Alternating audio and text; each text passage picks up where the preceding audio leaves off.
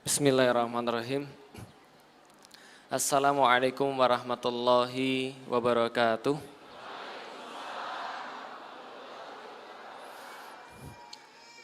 Alhamdulillahirabbil alamin. Wassalatu wassalamu ala asrafil anbiya'i wal mursalin wa ala alihi wassahbihi wa man da'a bida'watihi wa iltazamma bitariqatihi wa tarassama khutah wa jalal aqidatan islamiyatan asasan fikratih wa ahkama syar'iyatan mikasani a'malih wa masdarani ahkamih. Ashhadu an la ilaha illallah wa ashhadu anna Muhammadan abduhu wa rasuluhu la nabiyya ba'da.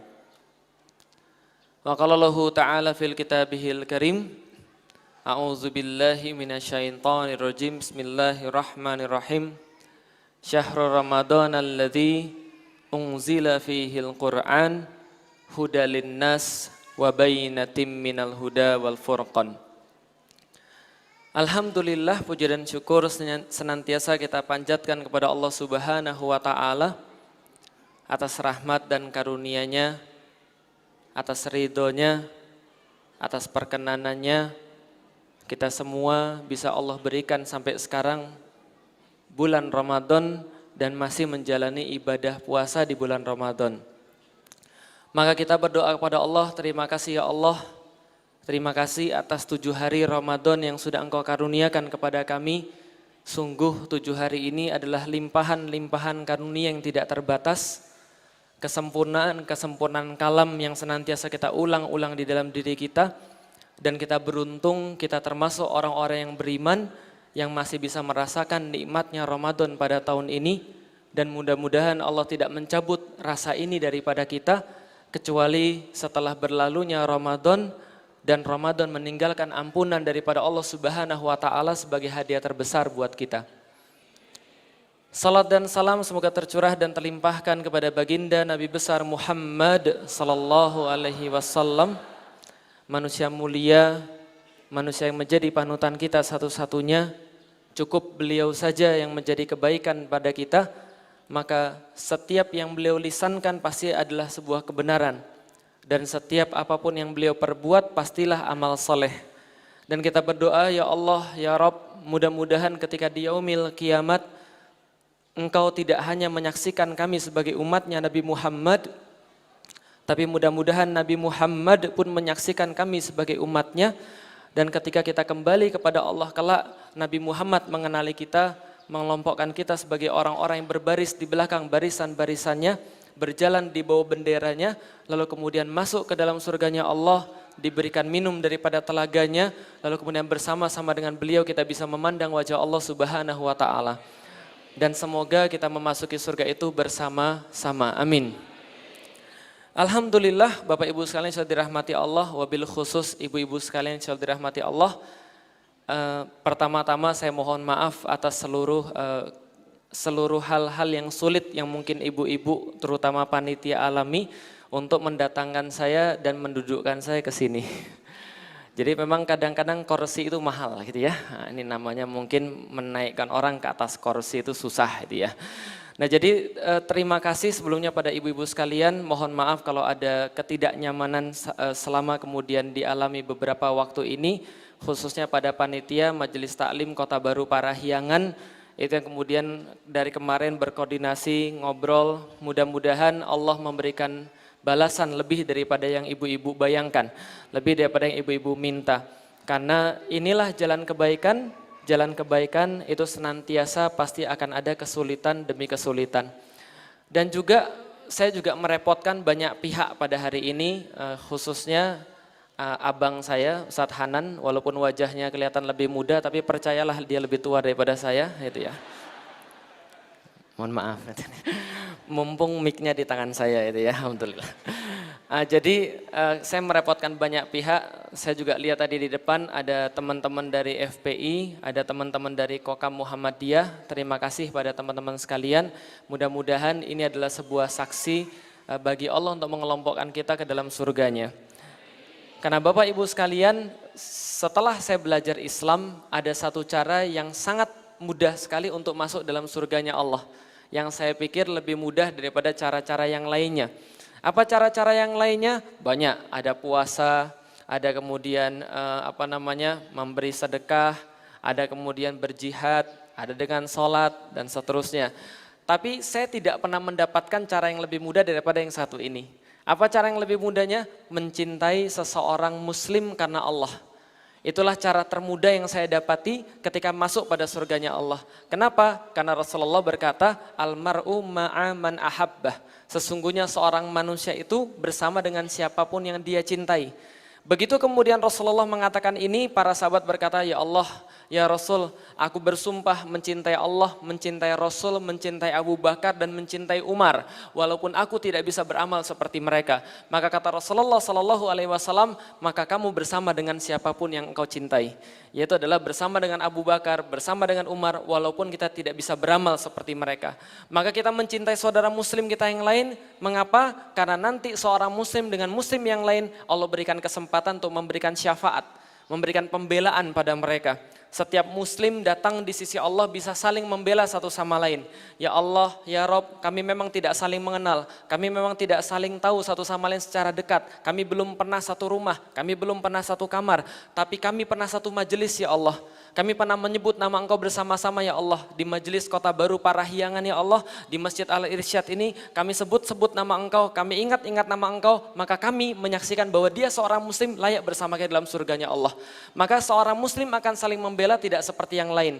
Maka andaikan saya disuruh memilih antara keluarga saya dengan teman-teman sekalian, saya sudah tidak ragu dan sudah pasti saya akan memilih teman-teman sekalian. Kenapa? Saya dan bapak ibu saya satu darah. Dilahirkan dari rahim ibu saya, satu darah dengan bapak saya. Daging saya adalah daging mereka, darah saya adalah darah mereka. Tapi begitu kemudian Allah memutuskan kehidupan kita di dunia, maka hubungan ini sudah terputus, tidak sama sekali akan Allah ungkit-ungkit ketika di yaumil qiyamah. Ketika di yaumil qiyamah mereka nuntut saya nuntut mereka. Di yaumil kiamat kita nggak akan bisa saling membela. Kenapa? Karena Allah putuskan seluruh ikatan-ikatan kecuali ikatan akidah Islam. Maka tidak dikelompokkan manusia di sana berdasarkan suku bangsa, tidak dikelompokkan manusia di sana berdasarkan kelompok, tidak dikelompokkan manusia di sana berdasarkan tempat tinggal, tidak dikelompokkan berdasarkan tingkat pendidikan, tidak dikelompokkan berdasarkan apalagi tingkat kekayaan, tidak. Tapi mereka hanya ditanya muslim atau bukan. Kalau muslim ada barisannya sendiri, yang bukan muslim ada barisannya sendiri. Ini yang kita yakini, maka saya memilih Bapak Ibu sekalian. Kenapa? Karena ini sudah pasti mendapatkan pembelaan yang dijamin oleh Allah dan Rasulnya. Ini yang kemudian ada di dalam agama kita. Karena itulah teman-teman sekalian, menyikapi permasalahan-permasalahan seperti ini, menyikapinya harus dengan bijak. Bagaimana menyikapi dengan bijak? Di dalam Islam kita diminta untuk bersaudara.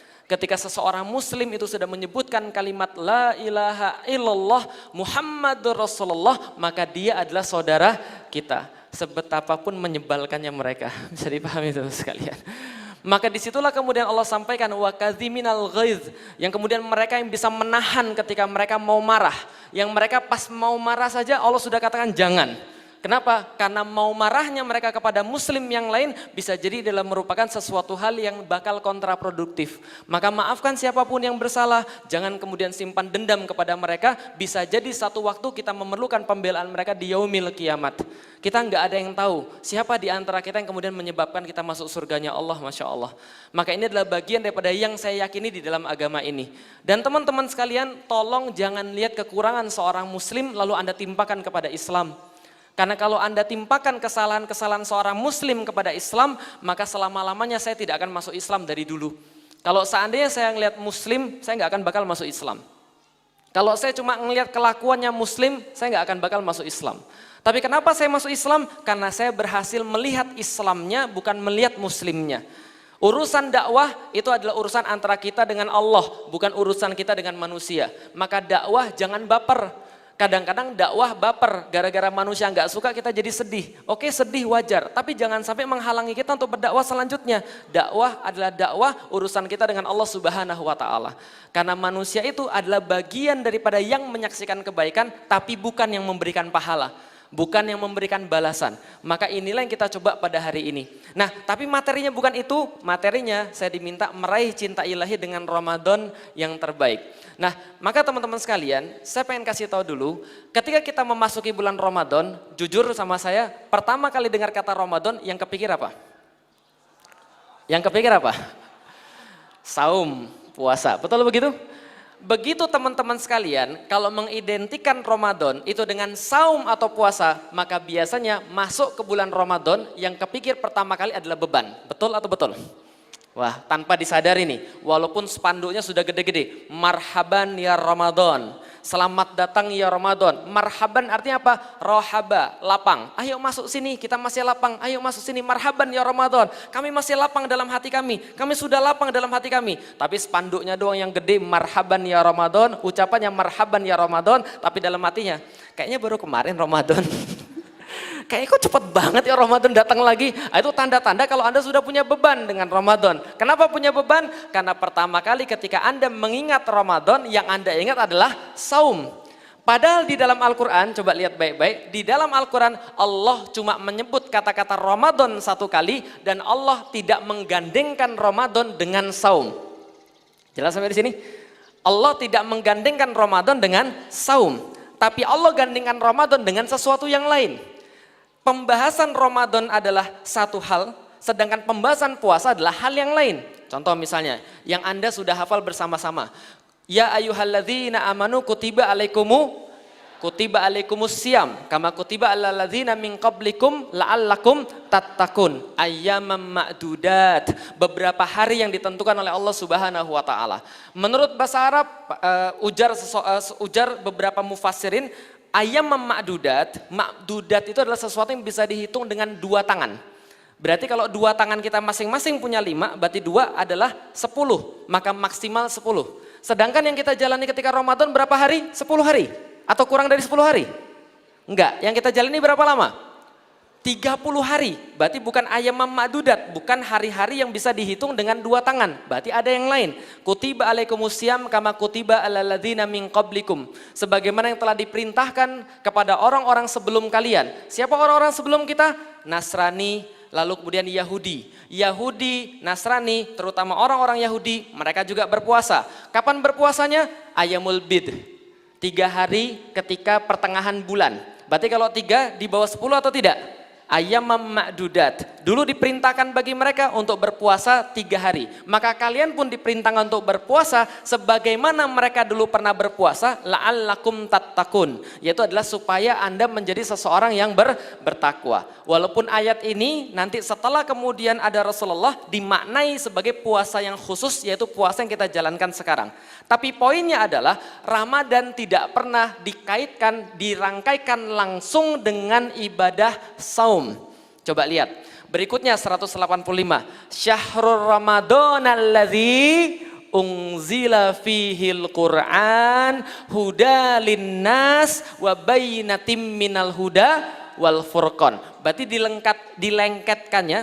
direkatkannya Ramadan adalah dengan, maka mulai dari sekarang harus kemudian diubah dulu di kepala kita bahwa Ramadan itu bukan direkatkan dengan saum, tapi direkatkan dengan Al-Quran. Kenapa penting sekali? Nanti kita akan bahas. Kenapa penting sekali Syahrul Ramadan itu direkatkan dengan Al-Quran. Oke, sebelum kita bahas tentang Ramadan dan betapa pentingnya, sehingga kita bisa punya angle yang lain tentang Ramadan ini, sehingga Ramadan ini menjadi lebih berarti bagi kita, dan lebih semangat kita beribadah di bulan Ramadan. Coba lihat baik-baik teman-teman sekalian. Islam itu adalah umat yang sendiri. Kuntum khairu ummatin ukhrijat linnas. Maka sebelum ada Islam, ada umat-umat yang lain. Dan berbicara tentang Islam, andaikan dibandingkan dengan umat-umat yang lain, menurut Anda Rasulullah Shallallahu Alaihi Wasallam ketika mengajarkan Islam itu mirip dengan ajarannya Nabi siapa? Mirip dengan siapa? 1 Isa, 2 Musa, 3 Ibrahim. 1, 2, 3. Isa, Musa, Ibrahim. Yang A, yang Isa, yang Musa, yang Ibrahim, yang abstain. Nah, itulah orang Indonesia gitu kan ya. Berarti saya berada di tempat yang tepat, yaitu orang Indonesia itu nggak mau jawab gitu kan ya. Oke, Isa, Musa atau Ibrahim? Kenapa Ibrahim? Buktinya sudah sangat jelas sekali. Oke, ketika Anda tahiyat, Allahumma sholli ala Oke, mau pakai Sayyidina boleh, tidak pakai Sayyidina boleh. Itu nanti permasalahan yang lain silakan tanya pada ahli fikih. Tapi dua-duanya boleh. Allahumma sholli ala Muhammad wa ala ali Muhammad kama ala. Setiap kita bersalawat kepada Rasulullah Sallallahu Alaihi Wasallam, kita bagi salawatnya kepada Nabi Ibrahim. Kama barokta ala, wa barik ala Muhammad wa ala ali Muhammad kama barok ta'ala Ibrahim. Berarti Ibrahim senantiasa kita sebut dalam sholat kita. Ketika kita sholat satu kemudian duduk tasyahud, lalu kemudian kita baca itu, Rasul dapat, Ibrahim dapat. Jelas sampai di sini teman sekalian? Berarti agama ini paling mirip dengan siapa? Ibrahim, Nabi Ibrahim. Contoh misalnya, suatu waktu setelah Isra Mi'raj, Rasul berkata pada para sahabat, kalau kalian mau tahu seperti apa wajahnya Isa alaihi salam, maka tengoklah Urwah bin Mas'ud. Maka wajahnya itu kira-kira paling mirip dengan Isa al-Masih. Dari segi rambutnya yang selalu basah gitu kan ya. Lalu kemudian wajahnya seperti apa, hidungnya seperti apa, tengoklah dia. Kalau Anda mau lihat Musa, maka tengoklah Bani Syanu'ah, kata Rasulullah. Maka Bani Syanu'ah itu adalah Bani yang perkasa. Tes 1, 2. Tes. Ya, baik. Bani Syanu'ah adalah Bani yang perkasa, badannya gede, lalu kemudian kekar. Kalau zaman sekarang six pack. Nah kalau teman-teman 6 month, paham sekalian? Nah jadi 6 bulan itu kan ya. Nah jadi ini Bani Syanu'ah sangat mirip dengan Musa. Lalu Rasulullah kata apa? Dia bilang begini, andaikan kalian mau tahu bapak kalian Ibrahim, maka lihatlah saya. Oh bukan saya ya, tapi Rasulullah. Jadi Rasulullah paling mirip dengan siapa? Nabi Ibrahim. Dalam banyak hal kita itu meniru agamanya Nabi Ibrahim. Tapi bukan berarti agama kita lebih rendah daripada Nabi Ibrahim. Agama kita menyempurnakannya dan Rasul menjadi suri tauladan yang terbaik. Oke coba lihat. Bunyal Islam ala khamsin. Sesungguhnya Islam itu dibangun atas 5 hal. Apa saja 5 ini? 1, syahadat. Yang kedua, salat. Yang ketiga, zakat. Yang keempat, haji. Yang kelima, wasaumi Ramadan, dan bersaum dengan saum Ramadan. Lihat 5 ini, 5 rukun Islam ini, kalau Anda lihat jejak-jejaknya, maka jejaknya kembali lagi kepada agamanya Nabi Ibrahim. Lihat, syahadat. Arti syahadat apa? Inti daripada syahadat apa? Tauhid. Inti daripada syahadat adalah tauhid, mengesahkan Allah. Pertanyaannya, siapa yang paling banyak diceritakan di dalam Al-Quran dengan cara yang paling jelas oleh Allah Subhanahu wa Ta'ala memperjuangkan tauhid? Siapa kira-kira? Ibrahim. Ceritanya sudah jelas, dikenal sebagai the Abrahamic religion. Kalau orang-orang nggak kenal Islam, orang nggak kenal Islam tapi kenal Abraham, Ibrahim, dia bilang Abraham atau Ibrahim adalah bapak tauhid. Abrahamic religion that worship through the one God, gitu kan ya. Dan mereka kemudian hanya beribadah pada Tuhan yang satu. Itu Abrahamic religion. Artinya seluruh agama memahami Ibrahim itu ngajarinya satu Tuhan. Ceritanya sudah tersebar dan Anda semua sudah tahu. Ibrahim lahir di Ur-Kasdim, sebelah selatan Mesopotamia, di atasnya Teluk Persia. Yang geografinya nyogok, mohon maaf ya. Jadi dibayangkan aja kira-kira begitu kan ya. Ur-Kasdim dia lahir di sana, dia berdakwah ketika dia sudah beriman pada Allah, dia berdakwah ke negeri Haran. Di negeri Haran dia melihat orang-orang pada menyembah bintang. Ketika dia menyembah bintang, dia tanya, "Bro, lu ngapain bro?" Orang zaman sekarang bilang, "Gue nyembah bintang bro, lihat keren kan bintang gue." Lalu kemudian Ibrahim tanya pada mereka, "Kenapa kamu nyembah bintang? Keren. Kenapa lu nggak nyembah bintang yang sebelahnya aja? Kan lebih bagus, lebih berkelap-kelip lagi." Lalu orang bilang, "Iya juga ya, kenapa kita nggak nyariin itu aja sebagai sesembahan kita?" Setelah dia sembah yang satu lagi, Ibrahim bilang, "Kayaknya bulan lebih bagus deh." Bulan kan lebih gede. Iya ya, kenapa kita nggak sembah bulan aja? Bulan tenggelam. Ah, saya nggak senang Tuhan yang tenggelam. Gimana kalau kita sembah matahari aja? Matahari lebih terang, lebih bercahaya. Oh ya, kita sembah matahari aja. Matahari tenggelam. Ibrahim bilang, "Kenapa nggak kalian nggak sembah Allah saja? Allah yang satu, Allah yang menciptakan segala-galanya, Rabbul Alamin. Kenapa nggak sembah dia saja?" Maka kemudian sebagian penduduk Haran ada yang berubah untuk menyembah Allah Subhanahu wa Ta'ala. Agama Ibrahim, agama tauhid, agama yang mengesahkan Allah Subhanahu wa Ta'ala. Dia datang lagi kepada kaumnya. Ketika dia datang pada kaumnya, ada yang membuat dia heran. Apa yang membuat dia heran? Dilukiskan di dalam Al-Quran. ketika dia berkata kepada kaumnya dan kepada bapaknya, ma hadhihi tamathilul lati antum laha akifun. Wahai bapakku, wahai kemudian saudara-saudaraku, wahai kaumku, tamathil apa ini yang senantiasa Anda beribadah kepadanya. Lihat dalam ayat ini ada dua hal yang penting teman-teman ketahui. Satu, tamathil. Yang kedua, akafa. Ada dua Bu, yang satu apa namanya? Tamathil. Ibu-ibu kecepatan nggak saya ngomong? Oh kecepatan, baik saya coba kurangi. Yang pertama namanya tamathil. Yang kedua namanya akafa. Bukan kayak Felix ya kan? Jadi pertama namanya tamathil, yang kedua namanya akafa. Ain, kaf, fa. Oke, yang pertama tamathil itu seperti tamsil. Tamsil artinya penyerupaan atau sesuatu yang hampir-hampir sama. Dalam ayat ini diartikan sebagai patung-patung yang mereka sembah selain Allah. Ma hadhihi tamathil. Patung-patung apa ini? Antum laha akifun. Yang Anda kepadanya senantiasa akifun. Oke, tolong dimengerti kata akifun, akafa. Ini yang membentuk kata iktikaf. Kalau ibu-ibu, bapak-bapak 10 Ramadan terakhir melakukan apa? Iktikaf. Apa arti iktikaf? Asal katanya akafa. Ingat, iktikaf punya dua makna. Satu, fokus sehingga mengalihkan segala sesuatu yang lain. Fokus sehingga mengalihkan segala sesuatu yang lain. Itu yang pertama. Contoh misalnya, anak muda zaman sekarang bilang begini, senyummu mengalihkan duniaku. Kalau dia sudah senyum mau hari kiamat terserah. Jadi kira-kira gitu. Asal dia tersenyum. Senyummu mengalihkan duniaku. Artinya dia sudah itikaf pada senyumnya cewek tadi. Kalau bagi seorang cowok. Yang lain gak penting. Yang penting kamu senyum. Jadi kira-kira gitu. Ini akafa. Fokus sehingga tidak teralihkan oleh yang lain. Yang kedua, marah kalau diganggu. Itu itikaf. Maka kalau Anda itikaf, pastikan cari tempat itikaf yang orang gak banyak kenal Anda. Karena kalau ada orang banyak kenal Anda, pasti Anda diganggu itikafnya. Betul begitu? Assalamualaikum. Dan itu sulit terjadi kalau pada saya. Ustadz minta foto gitu. Ustadz nanya ini sulit. Lah kenapa? Harus cari tempat itikaf yang gak diketahui manusia. Kenapa? Karena itikaf itu fokus pada Allah. Kalau fokus pada Allah jangan diganggu. Maka kalau ada orang itikaf nanti di masjid jangan diganggu. Karena dia berusaha untuk fokus. Pernah lihat orang main bola bawa handphone? Lagi final Piala Champion nanti tanggal 27 terus pakai handphone. Ada nggak yang bawa handphone kira-kira gitu? Lagi ini kan masih di belakang, WhatsAppan dulu gitu kan ya. Pernah nggak ada yang lihat begitu? Enggak. Kenapa? Karena orang main bola nggak mau terganggu dengan yang lain. Dia begitu fokus pada main bolanya sehingga dia tidak mau diganggu pada yang lain.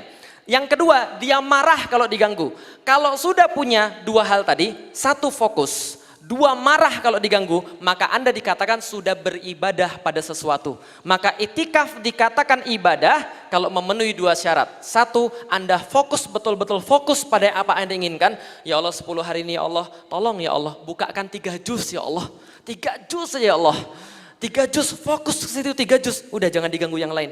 Jangan bawa handphone, jangan bawa yang gak bermanfaat. Fokus pada yang Anda minta sama Allah. Ya Allah, saya mau berdoa ya Allah. Tolong ya Allah, 10 hari terakhir ini ya Allah. Berikan saya kemudian jodoh ya Allah. Misalnya gitu kan ya. Gak dapat gitu kan ya. Oke misalnya taruhlah. Tapi taruhlah begitu. Dia fokus betul. Dan dia gak diganggu orang.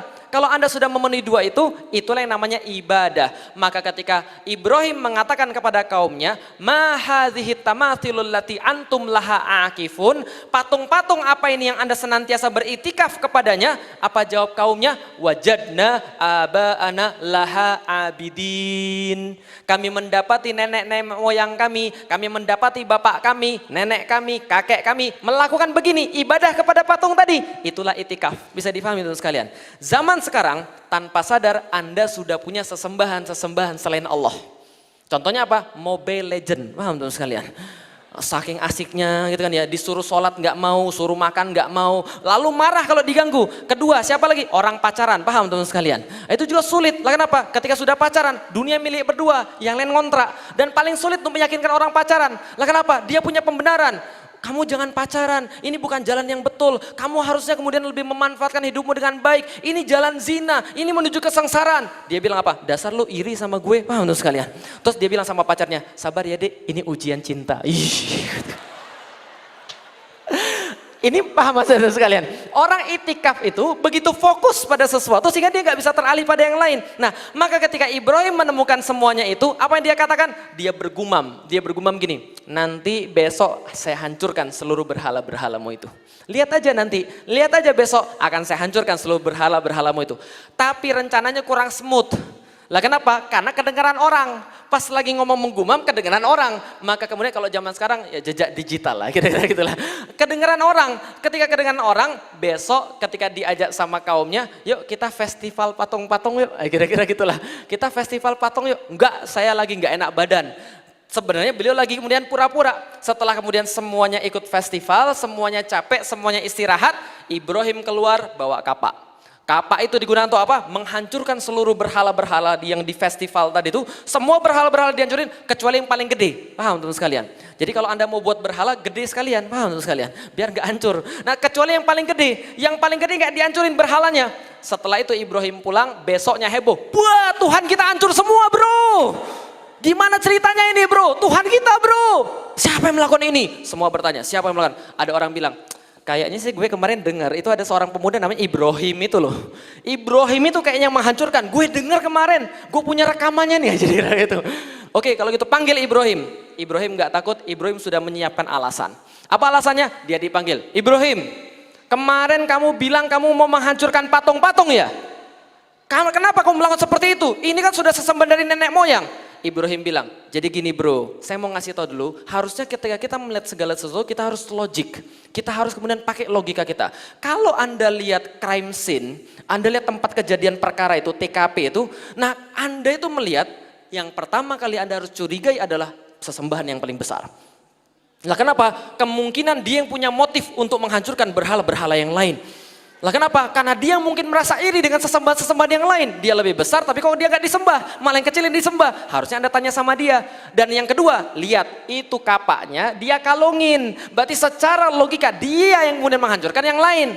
Yang bilang gini, bodoh sekali kamu Ibrahim. Kamu menyuruh saya untuk bertanya kepada patung. Dia gak akan bisa ngomong. Dan kalaupun dia bisa ngomong, dia juga gak bisa bergerak. Bagaimana dia bisa memukul yang lain dan menghancurkan? Ibrahim bilang begini, lebih bodoh lagi yang nyembah. Paham teman sekalian?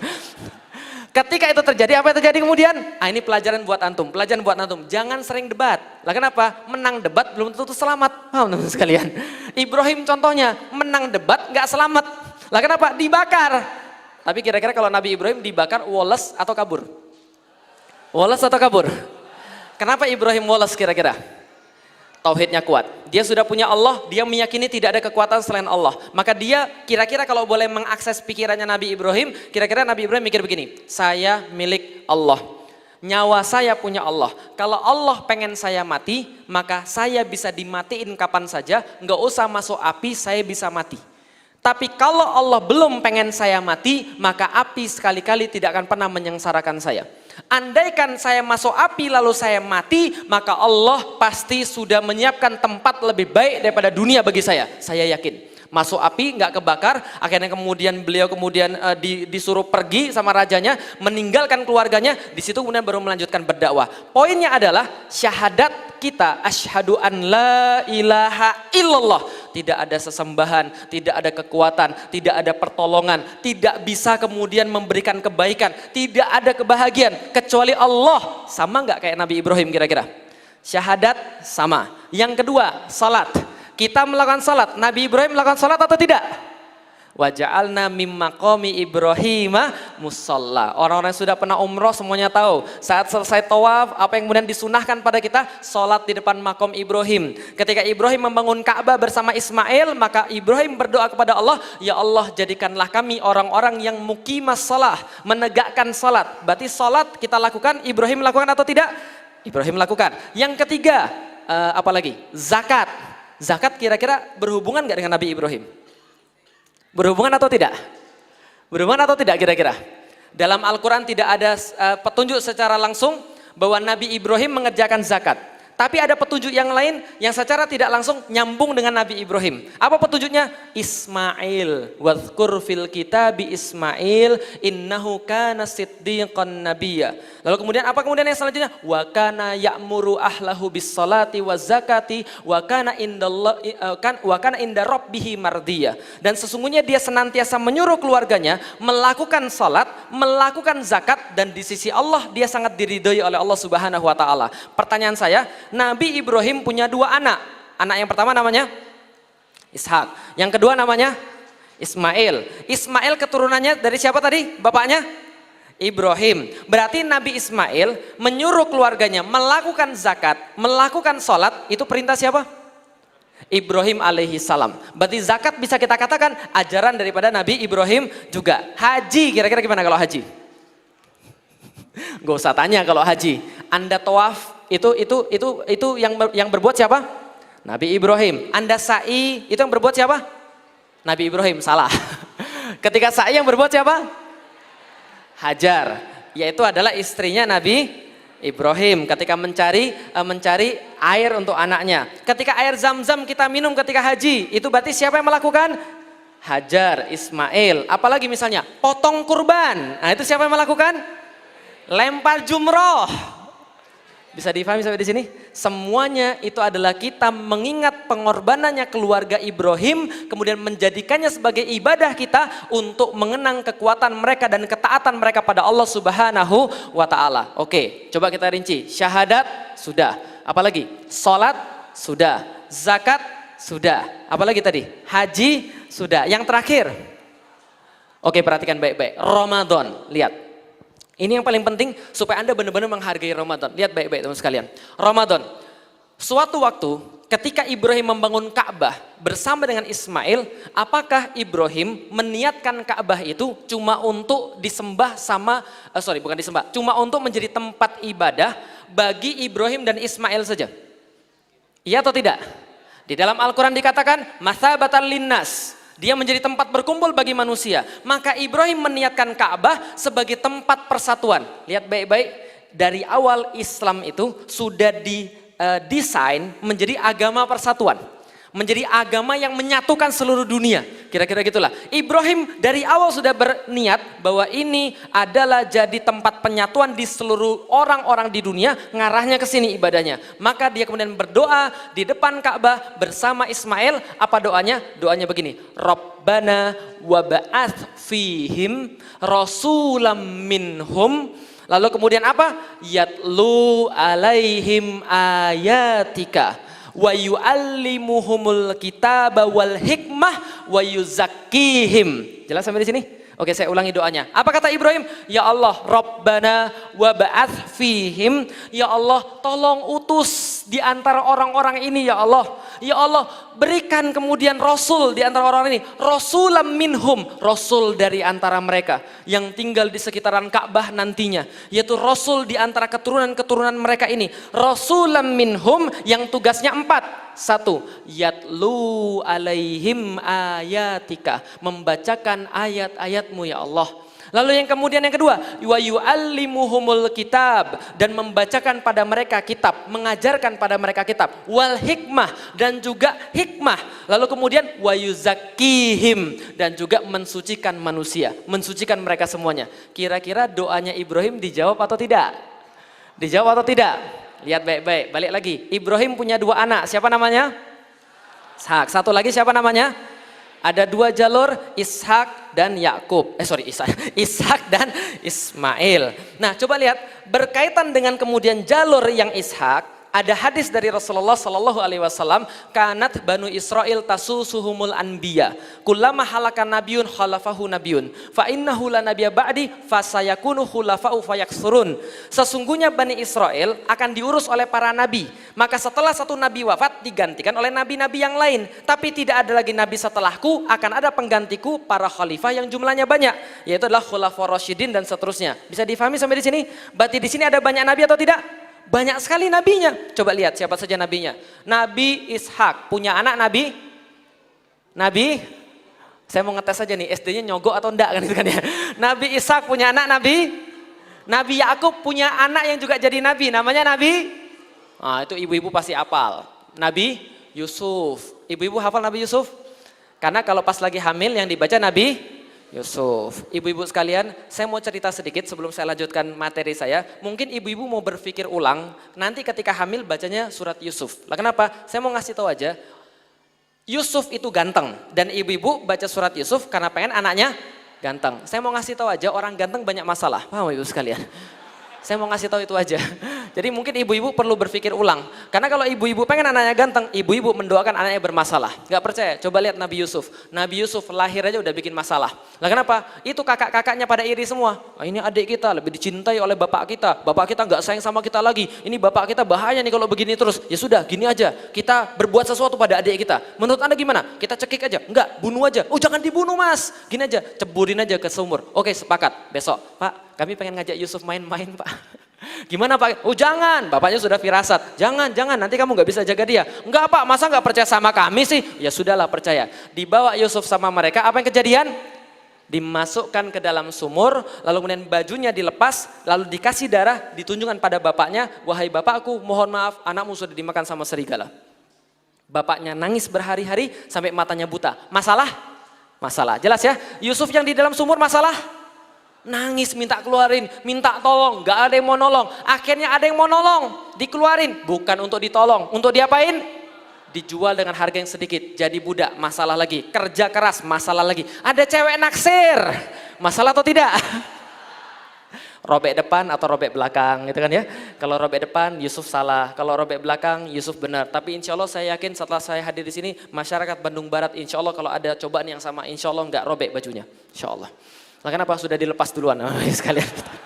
Oke balik lagi. Yusuf kemudian punya keturunan-keturunan, semuanya jadi nabi. Termasuk Nabi Yahya, Nabi Zakaria, Nabi Isa. Semuanya punya nabi terus menerus, tapi dari golongannya Ismail, dari lainnya Ismail, dari garisnya Ismail, cuma ada satu Rasul yang diutus setelah Ismail. Siapa namanya? Muhammad sallallahu alaihi wasallam. Lihat baik-baik. Rabbana wa ba'ats fihim rasulam minhum. Ya Allah, utus di antara orang-orang ini keturunan-keturunan saya ya Allah. Ya Allah, di antara keturunan-keturunan saya ini tolong utus ya Allah rasulam minhum. Rasul yang kemudian akan menjadi rasul yang membacakan ayat-ayat Allah, mengajari manusia Alkitab, lalu kemudian mensucikan mereka dan memberikan mereka hikmah. Ya Allah tolong ya Allah. Kira-kira pas Ibrahim berdoa begitu, orang yang dari tadi kita bahas, dia berdoanya di mana? Dia berdoanya di mana? Masih ingat? Depan Ka'bah. Dia berdoanya sama siapa? Sama Ismail. Berarti kira-kira dari siapa keturunan yang dimaksud dalam ayat yang tadi? Kemudian Masya Allah, ribuan tahun kemudian turunlah Nabi Muhammad. Nabi Muhammad turun dan kemudian turunnya Allah sampaikan di dalam surat Al-Jumu'ah ayat kedua. Bagaimana kemudian kata Allah? Lihat ya, yang tadi Rabbana wa ba'ats fihim rasulam minhum yatlu alaihim ayatika wa yuallimuhumul kitaba wal hikmah wa yuzakkihim. Kemudian huwallazi, kata Allah, huwallazi ba'atsa fil ummiyina rasulam minhum. Mulai sama? Rasulam minhum yatlu alaihim ayatihi wa yuzakkihim wa yuallimuhumul kitaba wal hikmah. Apa bedanya? Oke, perhatian, coba lihat bedanya, ini penting. Pertama, ya Allah turunkan nabi di antara mereka yang tugasnya yatlu alaihim ayatika wa yuallimuhumul kitaba wal hikmah wa yuzakkihim. Ketika Rasul diutus, rasulam minhum yatlu alaihim ayatihi wa yuzakkihim wa yuallimuhumul kitaba wal hikmah. Yang mana yang betul? Yang mana yang beda? Ada urutan berbeda di situ? Di mana urutan bedanya? Ketika Rasul diutus, Allah kemudian menerangkan kepada kita ada pergeseran sequence. Ada pergeseran tahap di situ. Apa tahapnya? Kami telah mengutus kepada kaum yang buta huruf itu, yang tidak bisa membaca dan menulis, rasulam minhum, seperti yang diminta oleh Nabi Ibrahim, nabi di antara mereka yang tugasnya adalah yatlu alaihim ayatihi, membacakan kepada manusia ayat-ayat Allah. Yang kedua, wa yuzakkihim, dan mensucikan mereka, wa yuallimuhumul kitaba wal hikmah, dan baru mengajarkan kitab dan hikmah. Ini menurut para mufasir adalah tahapan-tahapan dalam berdakwah. Penting sekali, karena ini tahapan dakwah Rasulullah Sallallahu Alaihi Wasallam. Lihat baik-baik. Apa tahapan dakwah Rasulullah Sallallahu Alaihi Wasallam? Yang pertama, yatlu alaihim ayatihi. Kalau Anda mau ngajak orang untuk berdakwah, jangan mulai dengan halal dan haram. Kalau Anda mulai dengan halal dan haram, dia pasti nggak akan terima. Kalau Anda mulai dengan halal dan haram, dia biasanya tersinggung. Tapi mulai dengan apa? Yatlu alaihim ayatihi. Kenali kebesaran-kebesaran Allah. Kenali keagungan-keagungan Allah. Lah ini loh, ini Allah yang buat, Allah begini. Ya Allah, Allah sayang banget sama saya. Ar-Rahman, Allamal Qur'an. Ya Allah, ini adalah Ar-Rahman, Allah yang maha pengasih dan maha penyayang. Allamal Qur'an, mengajarkan Al-Quran. Anda tahu surat Ar-Rahman itu diturunkan pada siapa teman-teman sekalian? Kira-kira diturunkan pada siapa? Kalau Anda pas baca surat Ar-Rahman, itu rasanya kayak tenang banget, betul begitu? Tapi tahu ini diturunkan pada siapa? Diturunkan pada kafir Quraisy yang sangat keras kepala. Karena kafir Quraisy menjelang-jelang akhir daripada hijrahnya Rasul dari Mekah ke Madinah, itu mulai keras kepalanya berlipat-lipat. Bahasa kita keras kepala kuadrat, paham teman sekalian? Sudah keras kepala kuadrat pula gitu kan ya. Mulai mereka melakukan hal-hal yang tidak pernah terjadi sebelumnya. Apa kata mereka? Muhammad ngomong aja dari kemarin, ngomong malaikat, ngomong tentang Tuhan, ngomong tentang yaumil kiamat, surga, neraka, azab Allah. Emang nggak ada yang lain? Emang nggak ada ayat-ayat yang lain apa? Turunkan pada kami ayat-ayat yang lain. Udah deh gini aja. Udah jangan ngomong terus. Itu ada gunung, rubah jadi emas. Kalau Anda bisa ubah jadi emas, kami percaya. Itu ada bulan, belah bulannya jadi dua. Kalau bisa, kami percaya. Apalagi mereka bilang, Anda ngomong tentang azab, Anda ngomong tentang siksa. Sekarang datengin siksanya kepada kami kalau memang Tuhan kalian ada. Pernah dengar kata-kata semacam itu? Pernah dengar kata-kata semacam itu di sini?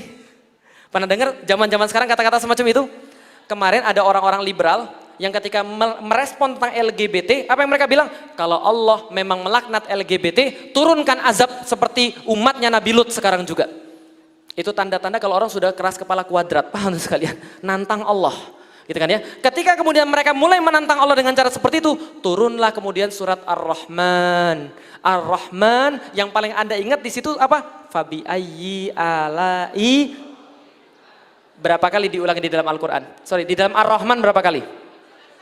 31 kali diulangi dalam Al-Quran. Pertanyaannya, kenapa sampai sebanyak itu? Supaya hafalannya mudah Ustaz, tahu itu kan? Kan 31 sudah dimakan fabi ayyi alai rabbikuma tukadziban. Bukan.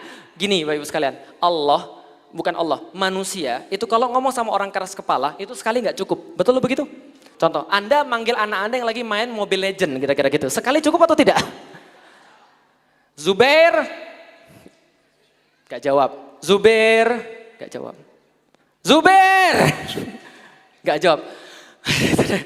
Sampai keras banget dia baru jawab. 5 kali panggil dia baru mungkin dengar sekali. Orang keras kepala itu kalau lagi marah, misalnya orang keras kepala, dia nggak akan puas dipanggil sekali. Allah panggil 31 kali di dalam Al-Quran. Fabi ayyi alai rabbikuma tukadziban. Dan Allah mengawali kata-kata Ar-Rahman. Allah masih sayang sama Anda.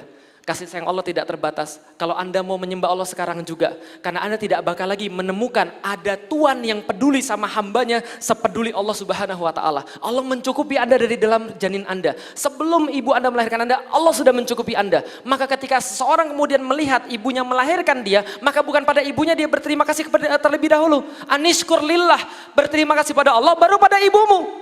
Gitu kan ya? Lah kenapa? Karena Allah Ar-Rahman. Sadari dulu kemudian kebesaran Allah, keagungan Allah. Setelah menyadari kebesaran Allah dan keagungan Allah, baru yang kedua, wa yuzakkihim.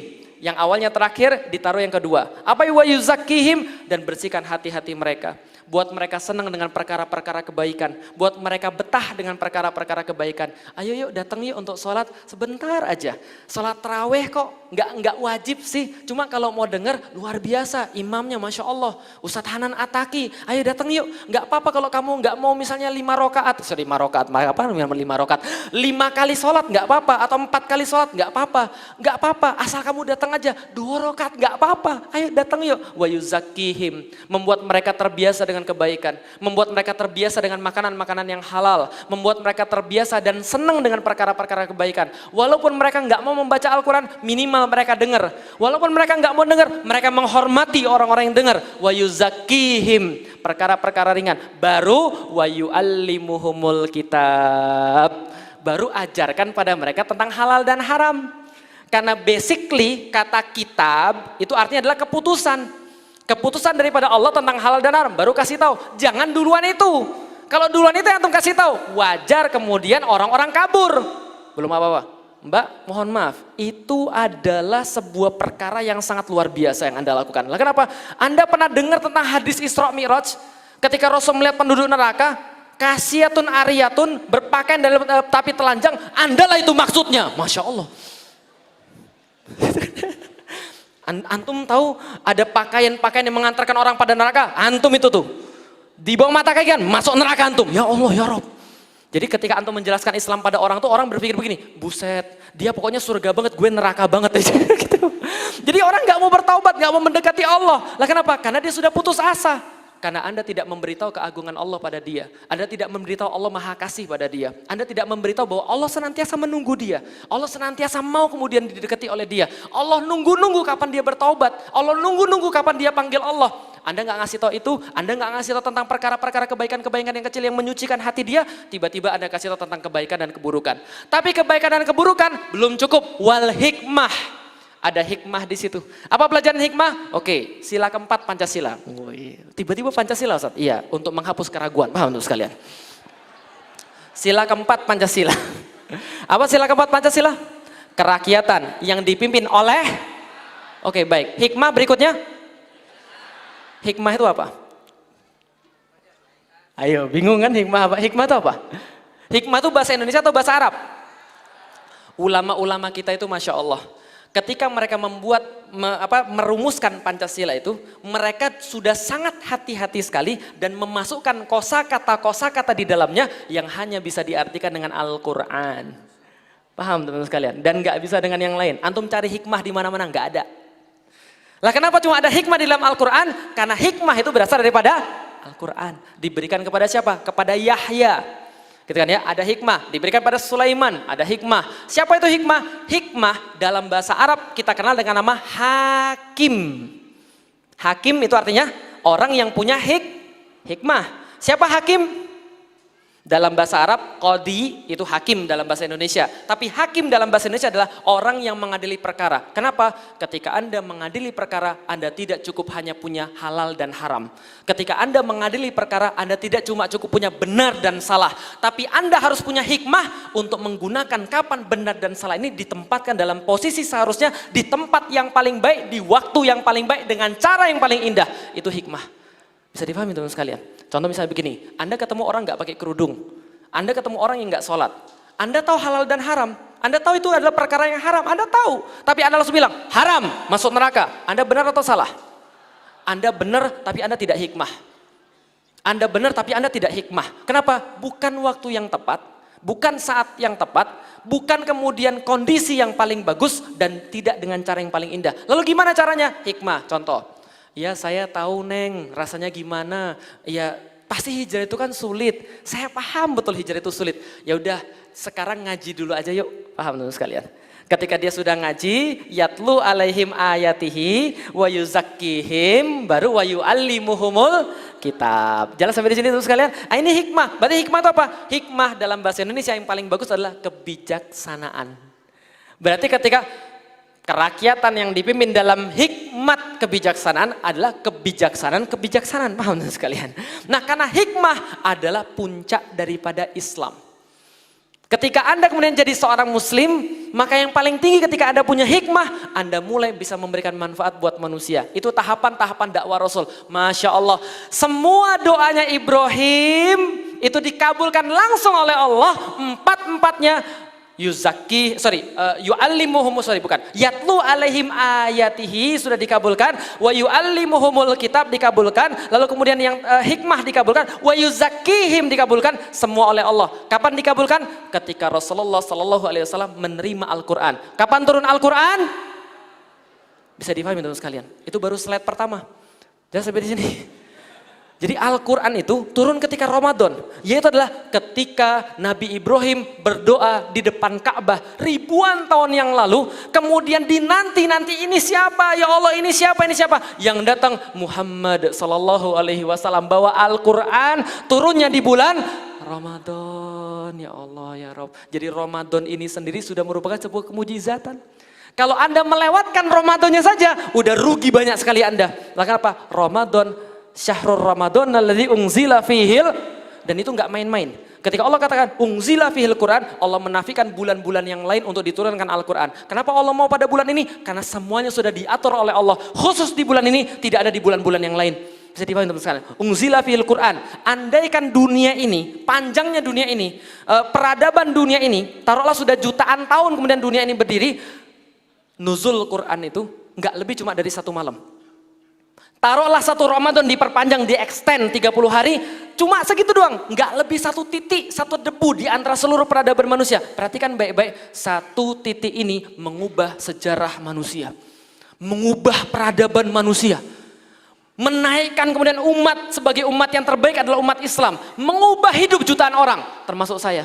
2002 saya masuk Islam, Masya Allah. Nenek-nenek moyang saya nggak ada yang Islam.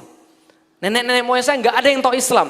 Satu titik dalam hidup saya mengubah hidup saya untuk selama-lamanya dan secara sempurna, dan itu tidak mungkin terjadi. Bagian daripada itu adalah turunnya Al-Quran di bulan Ramadan. Antum bayangkan baik-baik, andaikan Ramadan itu yang diturunkan Al-Quran di dalamnya bisa mengubah peradaban, bisa mengubah bangsa-bangsa, bisa menundukkan umat-umat yang tidak percaya pada Allah, bisa menaikkan mereka yang taat pada Allah, bisa mengganti seluruh jalur sejarah manusia di dunia. Pertanyaannya, masa sih Ramadan gak bisa mengubah Anda? Teman-teman sekalian, masa sih Ramadan gak bisa berbuat sesuatu pada diri kita? Masa sih Ramadan ini kemudian gak bisa melakukan sesuatu perubahan pada diri kita? Gak mungkin. Apa syaratnya? Syahrul Ramadan alladzi unzila fihil Quran. Anda harus belajar menghargai Al-Quran. Anda harus mulai berinteraksi dengan Al-Quran sekarang juga. Kenapa? Kalau Anda tidak kemudian berinteraksi dengan Al-Quran, Anda terhijab daripada mujizat Ramadan. Ya Allah, ya Rob, selama ini kita kemana aja? Ramadan kok bulan saum saja? Enggak.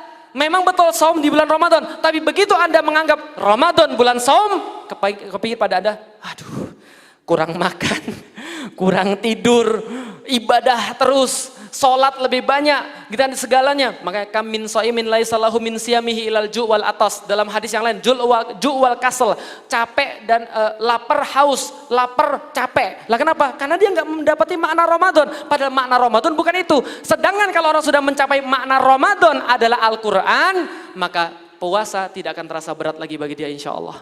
Kok bisa begitu? Oke, kita lanjutkan. Baik, masuk ke slide berikutnya. Nah ini sudah. Ternyata kita sudah slide keberapa ini? Ini sudah juga. Oke, kalau gitu lihat. Dua-dua daripada Ismail dan Ishak, dua-dua keturunan daripada Nabi Ibrahim. Ini ditahan dulu sampai syahrul Ramadan alladzi unzila fihil Quran ya. Sampai di sini paham Ibu-ibu sekalian ya?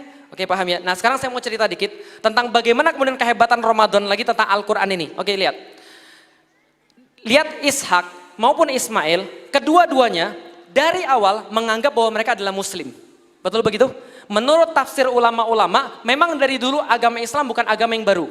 Agama Islam adalah agamanya Ibrahim, agamanya Ismail, agama Ishak. Misal, qalu na'budu ilahaka wa ilaha abaika. Ketika kemudian ditanya oleh Yakub, wahai anak-anakku, setelah saya mati, engkau menyembah siapa wahai anak-anakku? Mereka berkata, qalu na'budu ilahaka. Kami menyembah pada Tuhanmu, wa ilaha abaika. Yaitu siapa? Ibrahim wa Ismail wa Ishak. Ilaha wahidah.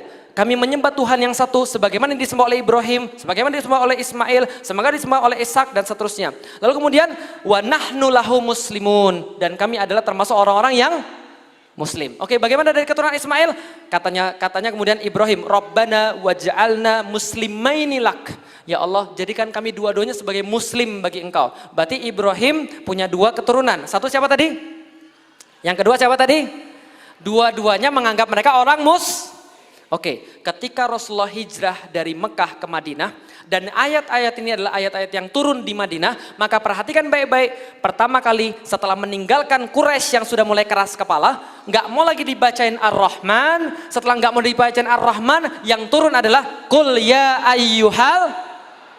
Jelas sampai di sini ya. Sudah bukan kaum saya lagi. Itu bukan kaummu lagi Muhammad. Itu sudah orang kafir. Bukan kaummu lagi. Sekarang hijrah. Ketika Rasulullah kemudian sudah hijrah dari Mekah ke Madinah, maka ketika dia menghadapi Madinah, Rasul menghadapi tantangan baru yang tidak sama seperti tantangan di Mekah. Tantangan di Mekah adalah orang-orang kafir Quraisy. Tantangan di Madinah adalah orang-orang Yahudi. Keturunan siapa kira-kira? Keturunan daripada Ishak. Dan dari dulu ciri-ciri orang Yahudi, mereka senantiasa membicarakan tentang Nabi akhir zaman. Oke, ginilah kira-kira. Kalau zaman sekarang teman-teman dan ibu-ibu suka nggak dengar ceramah akhir zaman? Ustadz Zulkifli. Itu kalau sudah ngomong, itu kayaknya kita merasa kiamat kayaknya bakal besok gitu kan ya. Jadi kita nggak berani ngapa-ngapain kira-kira gitu kan ya.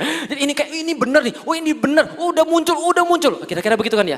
Lah kenapa? Karena kita mempelajari akhir zaman. Karena kita umat akhir zaman, kita mempelajari akhir zaman. Tapi zaman dulu orang Yahudi, apakah mereka mempelajari tanda-tanda akhir zaman? Enggak. Yang mereka pelajari tanda-tanda datangnya nabi baru. Karena sudah saya jelasin tadi hadisnya, kalau mau wafat satu nabi digantikan dengan nabi yang lain. Maka mereka menunggu setelah Isa, sudah 622 tahun mereka menunggu nabi yang baru. Nggak datang-datang. Semakin lama mereka tahu, semakin akan datang yang terakhir. Maka mereka pelajari matanya kayak apa, perawakannya kayak apa, nasabnya dari siapa, kira-kira namanya apa, munculnya di mana. Mereka betul-betul pelajari. Ternyata setelah dipelajari, yang muncul siapa? Yang muncul siapa? Bahkan mereka tidak hanya pelajari, mereka jadikan nabi itu sebagai alat untuk mengancam orang. Jadi kira-kira gini, kalau mereka lagi ribut sama orang, mereka bilang, nanti tunggu ya, tunggu nanti kalau kami sudah punya nabi. Kami akan dipimpin oleh nabi kami menguasai dunia. Lihat aja nanti. Lagi berantem lagi, lihat lu ya, nanti kalau kami sudah punya nabi, nanti lihat apa yang dilakukan oleh nabi kami kepada engkau, lihat nanti. Mereka berantem ngomongnya gitu, jadi ngadunya kalau ada nabi, kira-kira gitu. Ternyata setelah nunggu nabi, yang muncul siapa namanya? Muhammad sallallahu alaihi wasallam. Loh kok ini dari keturunan Ismail? Yang kita pengen kan dari keturunan Ishak. Lain dari keturunan Ismail. Mereka terima Rasul sebagai nabi? Mereka terima Rasul sebagai nabi? Belum, tapi mereka tetap didakwai oleh Rasulullah. Bagaimana ceritanya? Lihat di dalam Al-Quran. Ya Bani Israel, ya Bani Israel. Banyak nggak kata-kata begitu di dalam Al-Quran? Allah lalu bicara pada Bani Israel, ini kewajibanmu, wasta'inu bisabri wassalah. Besoknya Allah katakan pada orang-orang beriman, ya ayyuhalladzina amanu wasta'inu bisabri wassalah. Seruannya sama, minta tolong pada Allah dengan sabar dan salat. Wahai Yahudi, wahai Bani Israel. Sama orang Muslim, minta tolong pada Allah dengan sabar dan salat. Sama. Nggak hanya perintahnya sama, salatnya pun sama. Ngarah ke mana sholatnya? Ngarah ke kiblat. Kiblatnya di mana? Mekah, salah. Ngarahnya ke mana? Masjidil Aqsa. Sholatnya sama, lalu kemudian puasanya sama Ayyamul Bid. Kata Rasulullah, kalau orang-orang Yahudi berpuasa Asyura, kita lebih layak berpuasa di bulan Asyura, di hari Asyura. Wajib bagi kita sekarang puasa Asyura. Sama semua, puasanya sama, seruannya sama, kiblatnya sama, hampir-hampir nggak ada bedanya. Dan Rasul membacakan pada orang-orang Muslim tentang apa? Musa, tentang Isa, tentang Yusuf dan sebagainya, Sulaiman, Daud, yang mereka semuanya kemudian agung-agungkan juga. Semuanya sama, sampai pada satu titik ketika Rasul berdakwah pada mereka, saya adalah Rasulnya Allah. Apa yang mereka katakan? Mereka melihat Yahudi-Yahudi yang awam datang pada Rasulullah Sallallahu Alaihi Wasallam pengen beriman. Lah itu tadi pengajian Ustadz tentang akhir zaman, tentang Ustadz akhir zaman, tentang Nabi akhir zaman. Ini kok mirip ya? Rambutnya, matanya, cara jalannya, nasabnya, perlakuan orang-orang terakhir. Ini Nabi yang terakhir ini. Ketika orang-orang Yahudi mau beriman pada Rasulullah Muhammad, Rabbi mengatakan, sebentar, jangan. Lah kenapa? Kami akan tunjukkan kepada kalian alasan apa kenapa dia bukan nabi. Kalau zaman sekarang langsung buat YouTube 27 alasan kenapa Muhammad bukan nabi. Paham sekalian? Jadi kira-kira gitu. Lah dia langsung buat kemudian alasan-alasannya menolak Muhammad, tapi sebenarnya mereka cuma satu, mereka nggak suka dari keturunan Ismail. Mereka maunya dari keturunan Ishak, dan mereka dari awal sudah berperilaku begitu. Isa juga sama. Ketika Isa datang ngomong sama Rabbi, saya adalah utusan Tuhan, utusan Allah. Apa kata Rabbi? Anak ingusan baru lahir mau ngatur-ngatur kami. Enggak, kamu bukan nabi. 27 alasan kenapa Isa bukan Nabi, Bapak sekalian. Itu yang mereka lakukan. Dan orang-orang Yahudi sudah terbiasa keluar dengan perkara-perkara begitu. Mereka terbiasa keluar dari kesulitan-kesulitan karena merasa dirinya sempurna. Merasa dirinya umat pilihan. Apa kata mereka? Allah nggak akan ngazab kita. Kita nggak akan masuk neraka. Kita kan bangsa pilihan Tuhan. Allah nggak akan mengazab kita kok. Tenang aja, kita bukan seperti kaum Ad, kita bukan seperti kaum Tsamud, kita bukan seperti orang-orang Fir'aun. Nggak akan ada yang ngazab kita kok. Buktinya apa? Isa kemarin kita cuekin juga nggak ada. Datang lagi yang baru kok, tenang aja. Tapi yang datang ini siapa namanya tadi? Muhammad Sallallahu Alaihi Wasallam. Dan ini yang terakhir bro. Ini yang terakhir bro, nggak ada lagi yang lain. Ketika ditolak sama Yahudi, maka Yahudi sudah mengatakan seolah-olah sudah ini keputusan terakhir daripada Allah Subhanahu Wa Taala. Maka Allah tidak menurunkan lagi Nabi setelah ini, maka kalian enough, cukup kalian. Coba perhatikan baik-baik. Setelah Rasul kemudian pindah ke Madinah, apa yang terjadi berikutnya? Ketika mereka menolak Rasulullah Sallallahu Alaihi Wasallam, bahkan membuat provokasi pada manusia untuk menolak Muhammad Sallallahu Alaihi Wasallam, maka Allah memutuskan sekarang kalian tidak lagi jadi umat pilihan. Nah kenapa? Oke, kiblat ganti. Rasul sudah minta sama Allah, ya Allah, saya itu sangat sedih sekali ketika saya sujud pada kemudian Masjidil Aqsa, saya membelakangi Ka'bah ya Allah. Padahal Ka'bah ini yang buat bapak saya Ibrahim. Saya sedih sekali. Ya Allah mau balik ke Ka'bah ya Allah. 16 bulan Rasulullah berdoa dikabulkan oleh Allah. Sekarang hadap ke Ka'bah. Ketika hadap ke Ka'bah coba baca di dalam Al-Quran. Apa kata orang Yahudi? Loh kenapa dia pindah? Loh kok kamu gak sholat ke Masjidil Aqsa lagi? Pertanyaan saya sederhana. Kalau Anda gak peduli sama orang, ngapain kalian ngurusin orang? Kalau Anda memang nggak peduli, kalau Yahudi seperti itu, alah dia cuma ngarang, bohong dia, nipu dia, 27 alasan kenapa Muhammad bukan Nabi, gitu kan ya, nipu dia, nggak mungkin. Tapi begitu Nabi berpindah kiblat, mereka repot. Apa kata mereka? Loh, kenapa Muhammad pindah? Kenapa kamu nggak sholat lagi ke tempat yang awal? Lah kalau Anda nggak peduli, mau sholat kek, mau enggak kek, mau kayang, mau salto kek, terserah dia. Tapi dia merasa apa? Coba lihat baik-baik teman sekalian. Anda tahu kenapa Yahudi dibilang makhdub? Kenapa Yahudi dibilang maghdub? Ada tahu?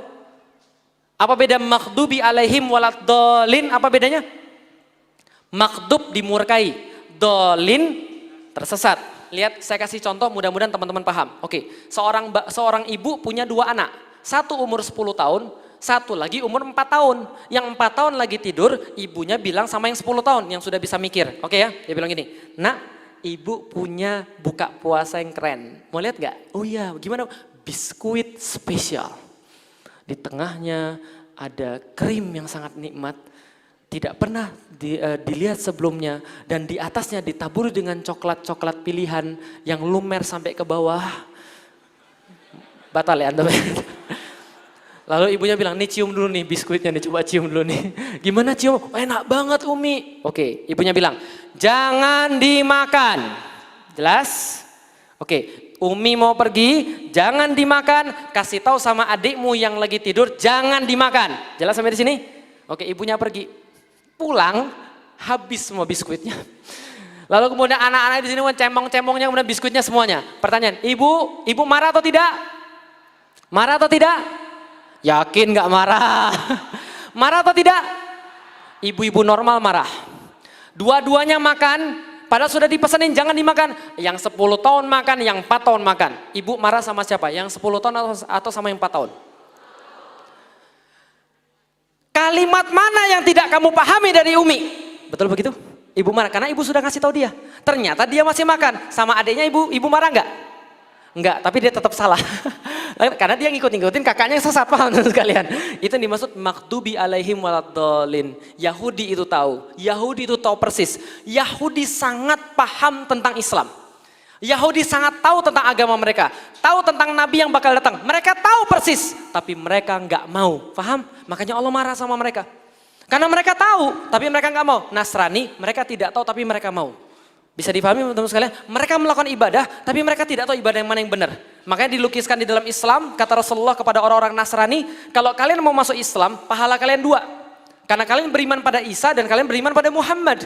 Karena ini masih bisa disadarin, tapi kalau yang keras kepala Yahudi ini susah.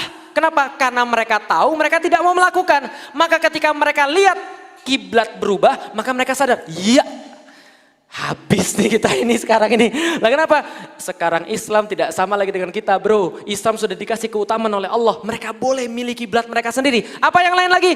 Diikuti dengan perubahan-perubahan yang lain. Kiblat berubah, segera kemudian puasa berubah. Kalian gak puasa seperti mereka lagi.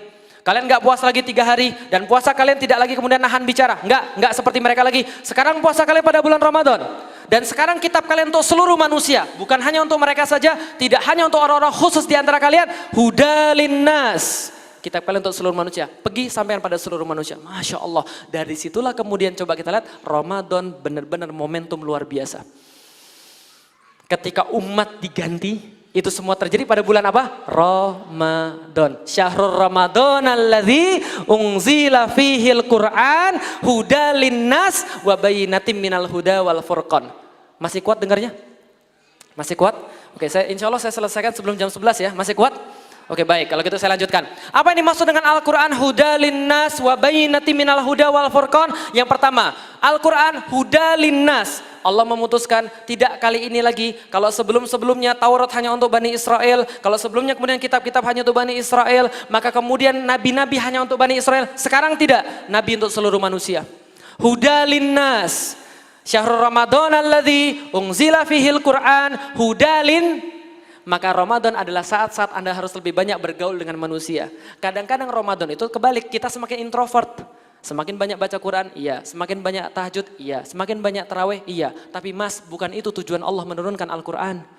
Bukan itu tujuan Allah kemudian di bulan Ramadan. Tujuan Allah di bulan Ramadan mengenalkan Anda dengan Al-Quran agar Anda mengenalkan Al-Quran pada manusia. Jelas sampai di sini? Bukan hudalil mu'minin. Bukan. Hudalin nas. Kenapa? Di bulan Ramadan mas, mbak, seluruh manusia hilang setan-setannya. Jelas sampai di sini? Seluruh manusia hilang setan-setannya. Jadi biasanya orang-orang yang bukan muslim yang dihembuskan pada mereka, Islam tuh teroris, Islam tuh jelek. Lihat yang jenggotan-jenggotan, pasti dia teroris. Coba lihat film Hollywood. Film Hollywood kira-kira kalau yang main jadi teroris itu orang Arab atau orang Cina? Orang Arab atau orang Cina? Orang Arab. Kenapa orang Arab? Karena cocok jadi teroris. Coba kalau misalnya, contoh, pernah nonton film Taken nggak? Tahu film Taken tahu? Kalau Anda nggak pernah nonton berarti hidup Anda kurang bahagia sekalian. Itu awal-awalnya itu film Taken 2 itu atau film Taken 3 itu saya lupa. Awal-awal apa? Allahu Akbar, Allahu Akbar. Lagi azan, terus kemudian saya akan bunuh dia. Orangnya pakai peci, pakai jenggot, muslim gitu kan ya. Cocok banget gambaran teroris di kepala gue, paham sekalian. Coba kalau saya yang jadi bintangnya di situ. Saya akan bunuh dia. Orang bilang, ini begaya aja orang Anda adalah seorang boyband. Sekalian. Nah, kenapa? Karena nggak cocok. Wajah boyband, nggak layak jadi teroris. Paham sekalian? Saya dipahami kira selesai. Artinya gini, ketika kemudian kita berbicara tentang perkara-perkara seperti itu, orang-orang melihat ada kesamaan-kesamaan seperti tadi. Maka ketika di bulan Ramadan, setan-setan yang menghembus-hembuskan seperti itu hilang. Maka kita bisa memberitahukan Islam pada orang sebagaimana adanya Islam. Islam tuh begini loh mas, Islam tuh begini, ini loh yang Islam lakukan pada hidup saya, ini Islam lakukan pada kemudian diri saya, ini Islam ubah pada diri saya. Itu hudalinnas. Apa yang dimaksud dengan hudalinnas? Petunjuk bagi manusia, bahkan yang bukan muslim pun akan bisa melaksanakan hal seperti itu. Masya Allah. Itulah bulan Ramadan.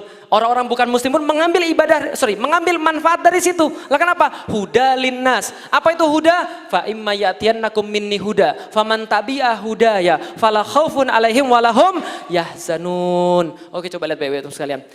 Siapa yang pilot? Siapa yang pilot? Ada yang pilot? Enggak ada yang pilot. Siapa yang nahkoda? Enggak ada juga. Jadi Anda ini kerjanya apa nih sebenarnya? Pengangguran semua jangan-jangan. Oke, kalau Anda di jalan pergi ke satu tempat, Anda perlu petunjuk atau tidak? Pakainya apa? GPS. Titik-titik maps gitu kan misalnya kan ya. Oke. Anda percaya nggak sama aplikasi tadi? Benar nggak aplikasi tadi? Kadang benar, kadang tidak. Artinya apa? Petunjuk itu belum tentu selalu benar.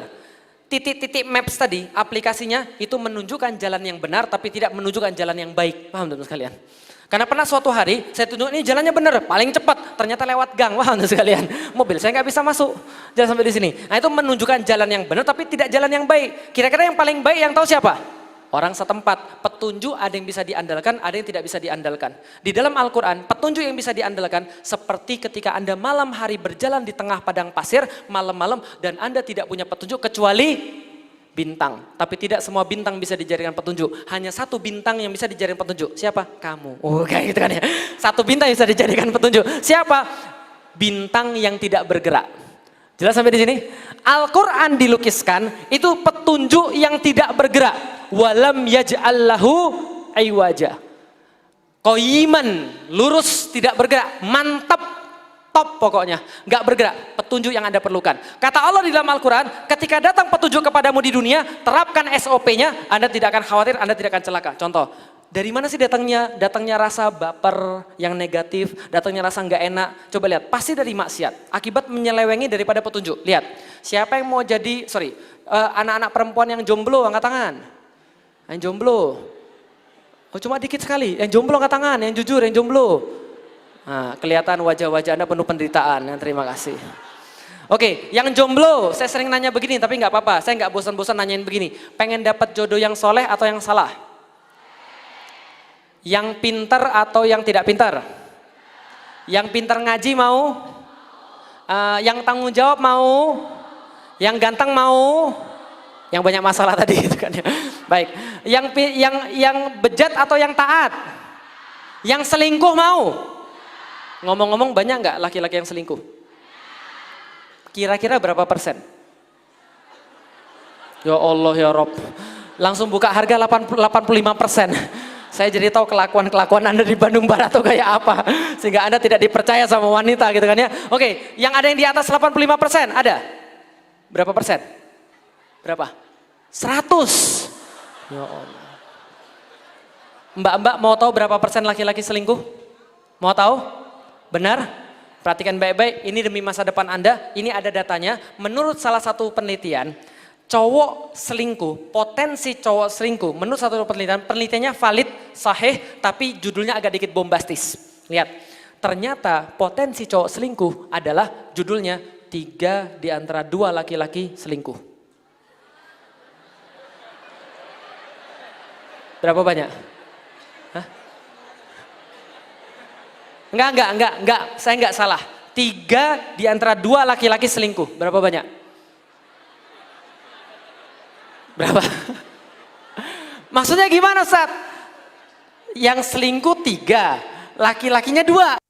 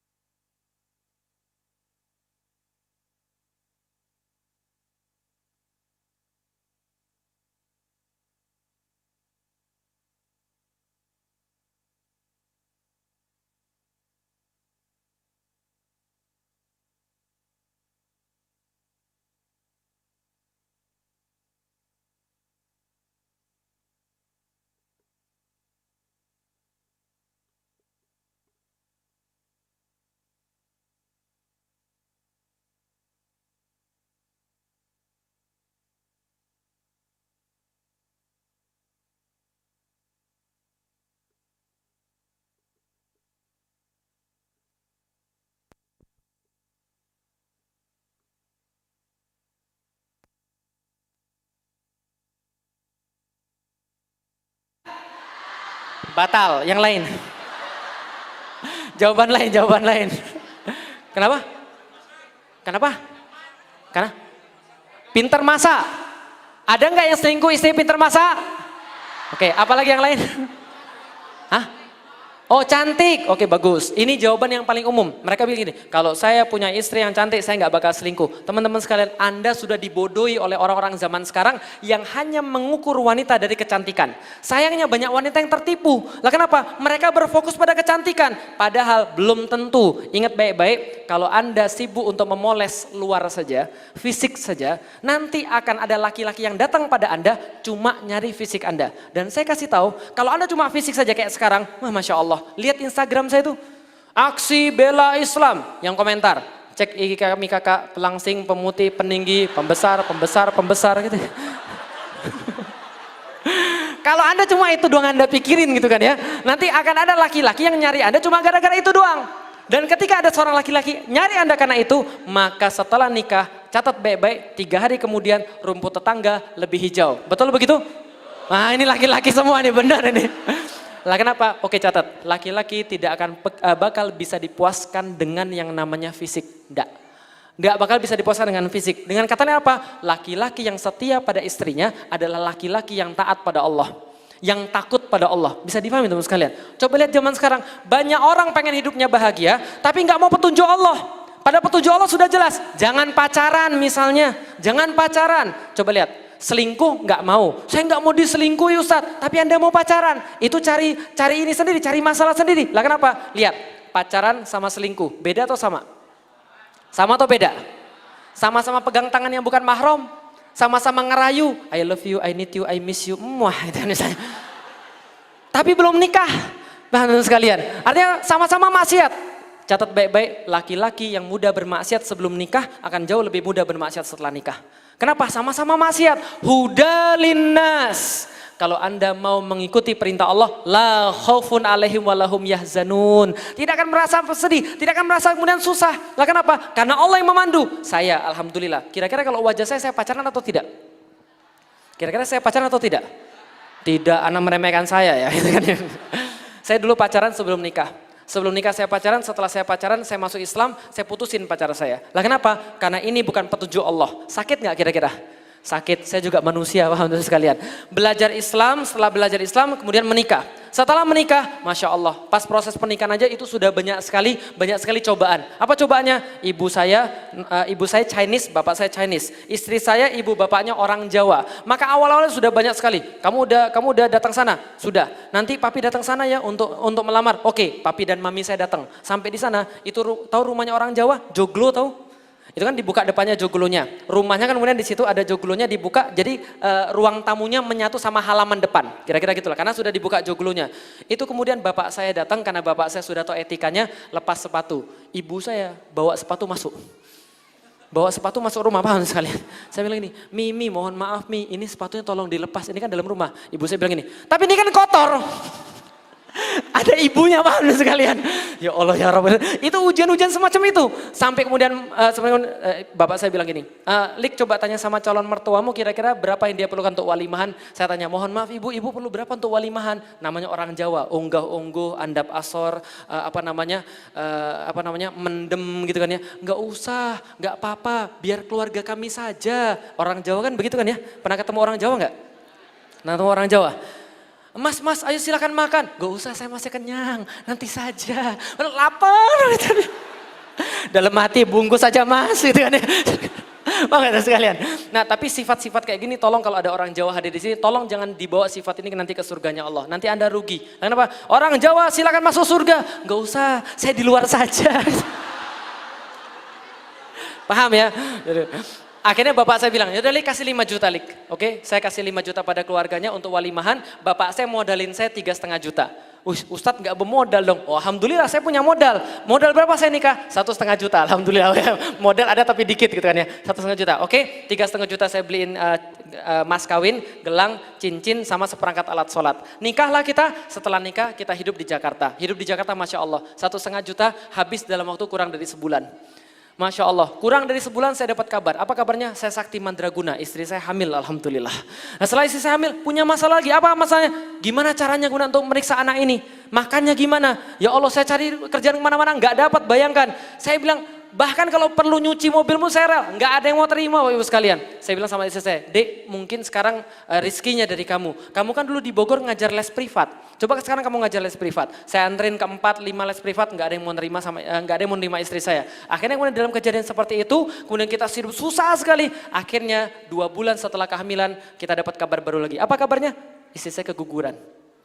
Anak itu harus dikeluarin. Ingat baik-baik, orang baik dapat ujian, orang jahat dapat ujian. Sebelum saya naikkan cerita ini, huda linnas, di dalam bulan Ramadan ini Anda pasti diuji oleh Allah. Ingat baik-baik, karena orang baik akan diuji. Karena orang jahat pun akan diuji. Anda mau pilih mana? Baik diuji atau jahat diuji? Baik mati atau jahat mati? Oke, karena saya orang baik, saya diuji Allah. Maka kemudian Allah uji dengan cara seperti itu, mulai muncul. Nah ini, manusiawi. Allah nggak adil. Kenapa harus anak saya yang diambil? Itu ada orang berzina, kenapa anaknya gak diambil? Allah gak adil. Orang berzina anaknya bisa lahir sempurna. Kenapa anak saya diambil oleh Allah? Padahal anak ini saya perlukan sekali. Untuk apa? Memperbaiki hubungan saya dengan bapak dan ibu saya. Kalau dia sudah punya cucu, saya bisa bawa ke dia. Dia lebih mudah untuk memperbaiki hubungan. Lama-lama saya istighfar, astagfirullahaladzim. Lik, kamu nih maunya apa sih? Punya anak tujuanmu untuk apa? Untuk beribadah pada Allah kan? Sekarang Allah tes ibadahmu pada Allah. Benar atau tidak? Akhirnya kemudian saya santai, ya sudah, insya Allah sudah, let go, lepas, ikhlas, insya Allah sudah. Mudah-mudahan cobaan ini bisa kita lalui. Allah bantu kita, alhamdulillah. Allah tidak membiarkan hambanya dalam kesulitan. Begitu kemudian saya perlu duit 3 juta untuk kuret, kemudian istri saya itu, Allah kasih solusi. Apa solusinya? Langsung saya diangkat dari pengangguran itu, langsung jadi penjual dan pedagang emas, alhamdulillah. Mas kawin istri saya jual, paham teman sekalian?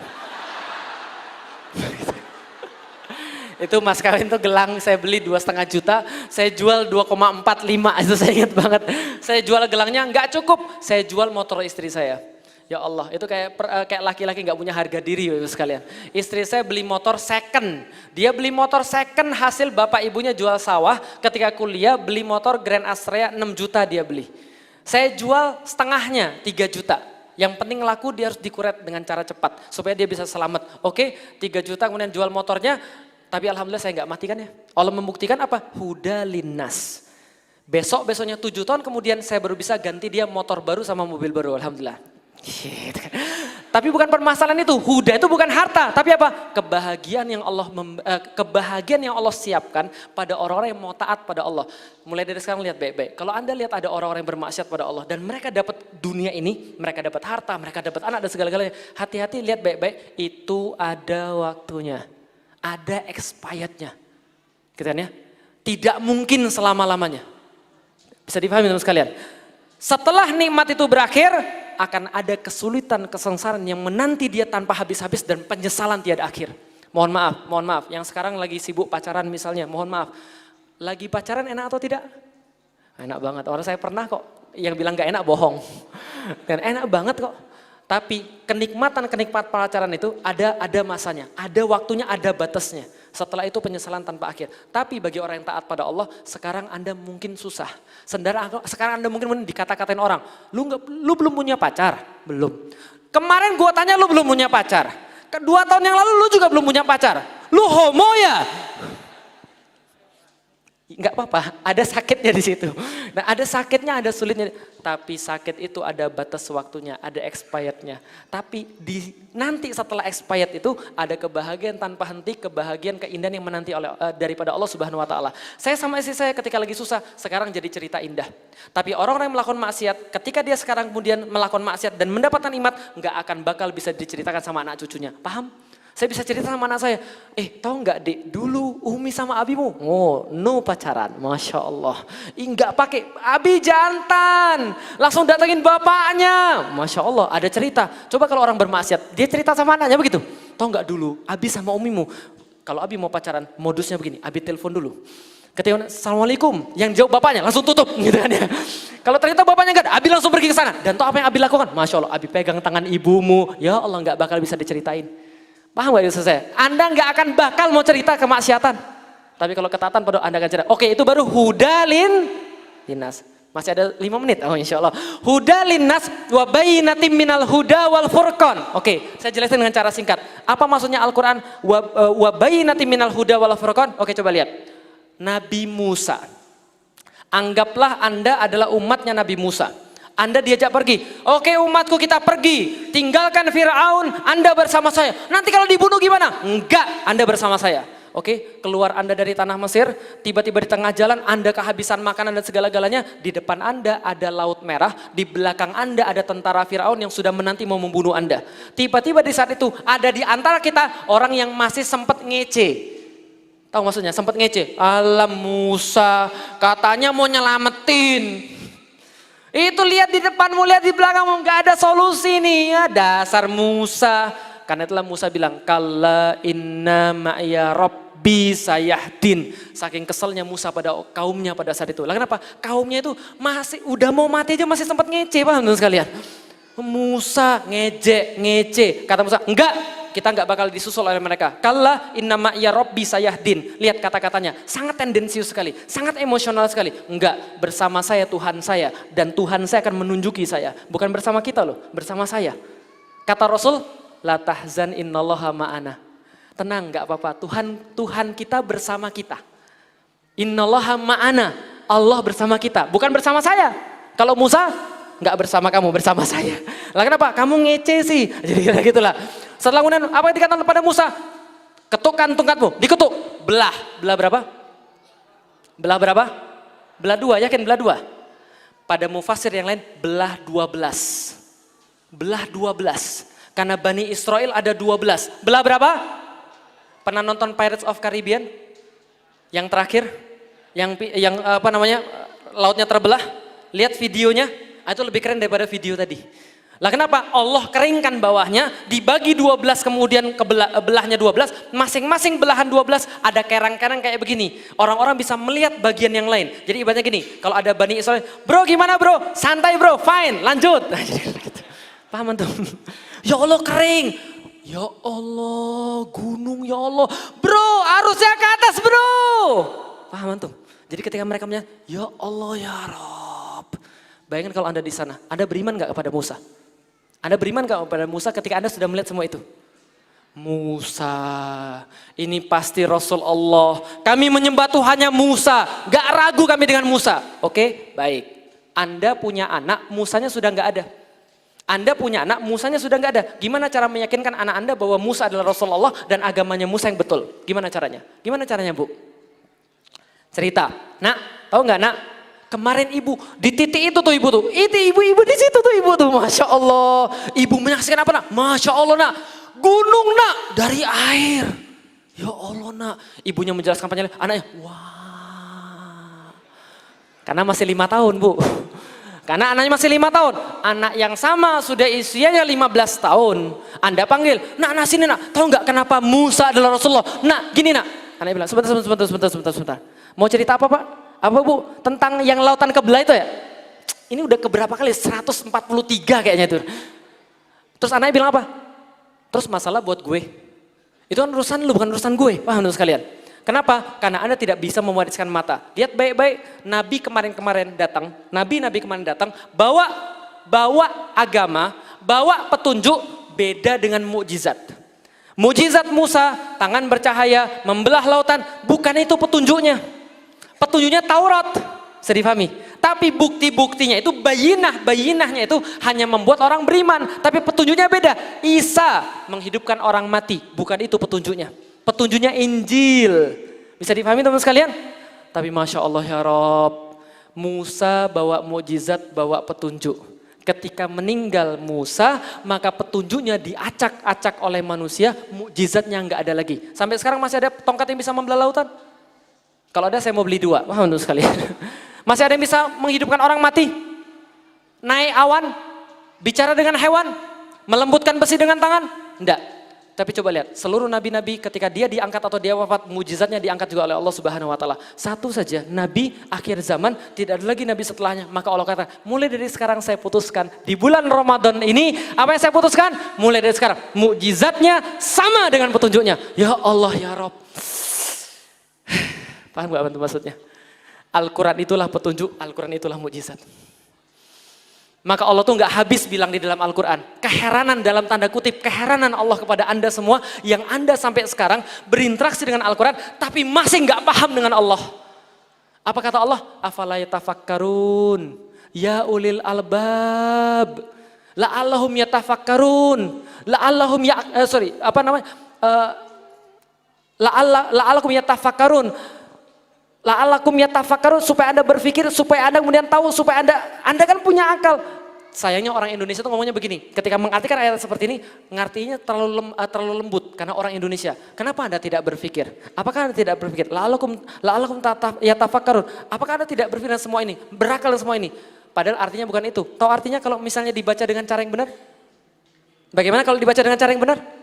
Oke, mohon maaf ya, saya kasih tahu, tapi ini maksudnya begini harusnya kalau Anda bacanya benar. Anda nggak punya otak, Anda nggak mikir, Bapak Ibu sekalian, kok bisa-bisanya ketika Anda membaca Al-Quran, Anda melewatkan ayat-ayat Allah begitu saja. Menandakan kemudian bagaimana Allah menyatukan antara mujizat dan sekaligus kemudian petunjuk pada satu titik di mana Anda tidak punya hujah untuk tidak beriman pada itu. Masya Allah ya Rob. Saya kemudian baca Al-Quran, surat Al-Baqarah 23 membuat saya masuk Islam. Setelah saya kemudian masuk Islam, saya meneliti Al-Quran, ya Allah ya Rob. Saya bukan peneliti akut di dalam Al-Quran, saya cuma melihat luarnya daripada Al-Quran. Itu pun sudah membuat saya terkesima. Sebelum Ramadan kali ini cuma baca satu ayat, saya mikir bodohnya saya dari dulu belum paham ayat ini. Fa'idha sa'alaka ibadi anni fa'inni qorib. Bercucuran air mata saya mikir apa? Bodohnya saya, 16 tahun saya masuk Islam, baru sekarang saya paham apa makna daripada ayat ini. Dan itu pun mungkin belum paham total, baru paham sedikit saja. Ya Allah ya Rabb, kok bisa begitu kemudian bodohnya saya melihat. Dan indahnya ya Allah, 6.236 ayat dari awal sampai akhir. Bapak Ibu sekalian, saya penulis. Kalau penulis mau menulis sesuatu dia harus milih makna atau lafaz. Kalau dia milih makna, lafaz tinggalkan. Kalau dia milih lafaz, makna tinggalkan. Contoh, Bapak Ibu pergi ke pasar, jelas? Tapi coba kalau misalnya lafaz, puitis, enggak? Ayah dan bunda meniti jalan ke tempat orang berjual beli. Wopo. Ini kayak tulisannya Salim Villa. Nah, kenapa? Karena tidak semua mengerti, tapi lafaznya bagus. Al-Quran, 6.236 ayat di dalam Al-Quran. Dari Al-Fatihah sampai An-Nas. Dengan keseimbangan yang teratur. Dengan irama yang konstan. Dengan tempo yang meledak-ledak kadang menenangkan. Membuat Anda nangis tiba-tiba ketika membaca Al-Quran. Membuat Anda ketawa tiba-tiba. Padahal Anda gak tahu artinya apa-apa. Menenangkan ya Allah, ya Rabb. Membuat Anda kemudian pergi ke tempat-tempat yang lain dalam kepala Anda. Membayangkan tepat seperti dengan Al-Quran. Dan jangan tanya maknanya. Ya Allah, ya Rabb. Tidak habis-habis petunjuk kita ambil dari situ. Semakin dipelajari semakin yakin kita bodoh. Walau kana al-bahru midadali kalimati rabbi. Seandainya lautan itu adalah kalimat-kalimat Allah, Anda tidak bakal bisa menyelaminya walaupun Anda habiskan seluruh hidup Anda untuk menyelami lautan. Anda kemudian pergi dari situ, Anda tidak bisa bilang saya sudah kenal dengan sebuah lautan. Enggak. Al-Quran Masya Allah. Dan itu semua diturunkan di bulan apa? Syahrul Ramadan alladzi unzila fihil Qur'an hudalin nas wa bainatim minal huda, petunjuk sekaligus sebuah kemudian bukti bahwa ini adalah kebenaran. Wal furqan, apa arti wal furqan? Kalau sudah ada petunjuk, sudah ada bukti, apa yang Anda perlukan lagi Mas? Anda sudah bisa membedakan antara benar dan salah.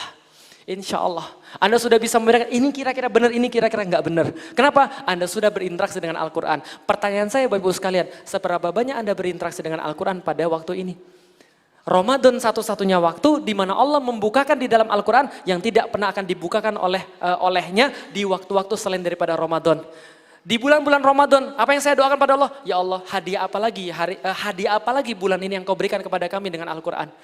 Ketika Al-Quran bisa merubah seluruh manusia, ketika Al-Quran bisa merubah peradaban manusia, ketika Al-Quran merubah sejarah manusia, kenapa Al-Quran tidak bisa merubah saya? Segitulah kemudian batunya hati saya. Enggak, insya Allah. Kalau Anda paham seperti itu, insya Allah. Apa lanjutannya?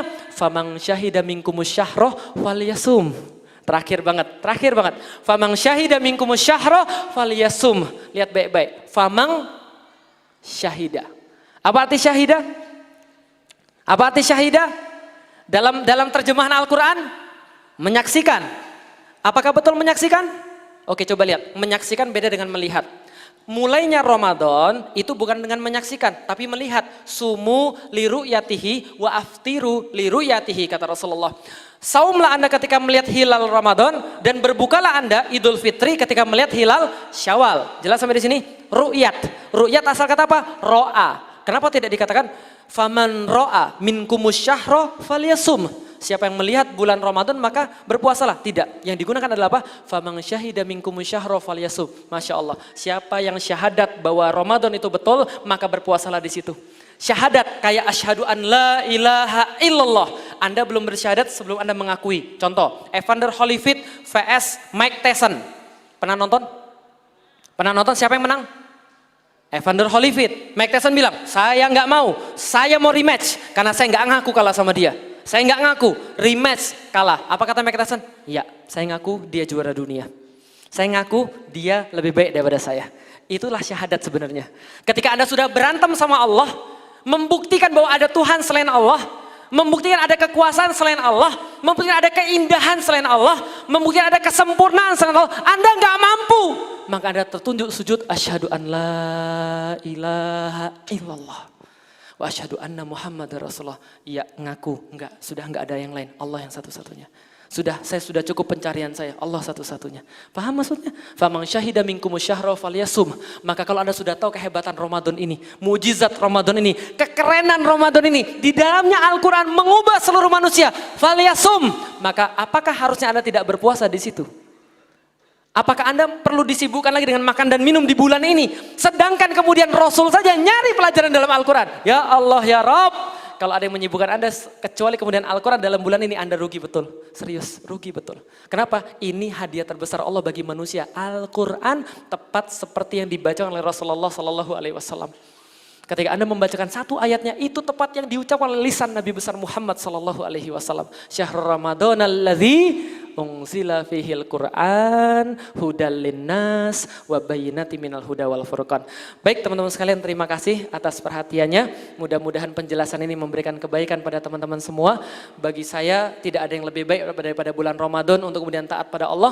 Kalau Anda mau mengenal Allah, mulailah dari sekarang. Yang terakhir di antara yang terakhir banget. Masih kuat? Masih kuat? Oke. Tahu apa yang membuat saya nangis? Fa'idha sa'alaka ibadi anni fa'inni qarib. Ada yang tahu kenapa? Mungkin sebagian sudah yang tahu. Tapi gini teman sekalian. Fa'idha sa'alaka ibadi anni. Ketika hambaku bertanya kepadaku. Setelah famang syahida minkumus syahra falyasum dan seterusnya. Fa'idha sa'alaka ibadi anni fa'inni qarib. Ketika bertanya para hamba-hambaku tentang aku, maka jawablah aku dekat. Apakah artinya begitu Ibu sekalian? Artinya begitu? Lihat, Allah berbicara pada siapa? Fa'idha sa'alaka, K-nya siapa? Fa'idha sa'alaka ibadi anni. Ketika bertanya kepadamu Muhammad, hamba-hambaku bertanya kepadamu Muhammad tentang aku, ya kan ya? Fa'idha sa'alaka ibadi anni, kata Allah kepada Rasul Muhammad, kalau nanti hamba-hambaku bertanya kepadamu tentang aku, fa'inni qarib. Harusnya di dalam bahasa Arab harusnya begini, kalau hamba-hambaku bertanya tentang aku kepadamu wahai Muhammad, tolong dijawab saya dekat. Kan gitu kan ya? Harusnya dalam bahasa Arab apa? Fa'idha sa'alaka ibadi anni fakullahu inni qarib. Fakullahum inni qarib misalnya. Katakan kepadanya kami dekat. Tapi tidak seperti itu. Tapi fa'idha sa'alaka ibadi anni fa'inni qarib. Apa yang terjadi? Allah langsung bypass. Allah bypass Rasulullah ketika ada yang nanya tentang Allah kepada hambanya Muhammad, di mana Allah? Dan Allah tidak membatasi pertanyaannya. Sa'ala, apapun pertanyaan Anda. Bahkan Anda protes pada Allah. Di mana Allah? Allah kok nggak adil sih? Mana Allah? Apapun pertanyaan Anda, Allah nggak peduli. Kalau ada yang nanya tentang Allah pada hambanya, langsung Allah bypass Rasulullah Muhammad, seolah-olah Allah sangat senang sekali hambanya nanya tentang dia. Oh, ada hamba yang mau nanya tentang saya. Ini qarib, aku dekat. Kamu mau apa? Ini qarib, saya dekat. Kamu selama merasa saya jauh, saya dekat. Ini qarib. Apapun kata Allah, ya Allah, ujibu da'watat da'i idza da'an. Ujibu da'watat da'i idza da'an. Ujibu asal katanya adalah jawab, seperti bahasa Indonesia. Jawab. Aku menjawab setiap permintaan-permintaanmu. Setiap siapapun yang meminta kepadaku, aku akan jawab. Ujibu da'watat da'i idza da'an. Falyastajibuli. Falyastajibu asal katanya juga jawab. Lihat, ujibu yastajibu. Apa bedanya? Ujibu yastajibu. Apa bedanya? Satunya ada S, satunya nggak ada S. Bagus, memang itu bedanya. Lihat baik-baik, kalau ada S artinya proses.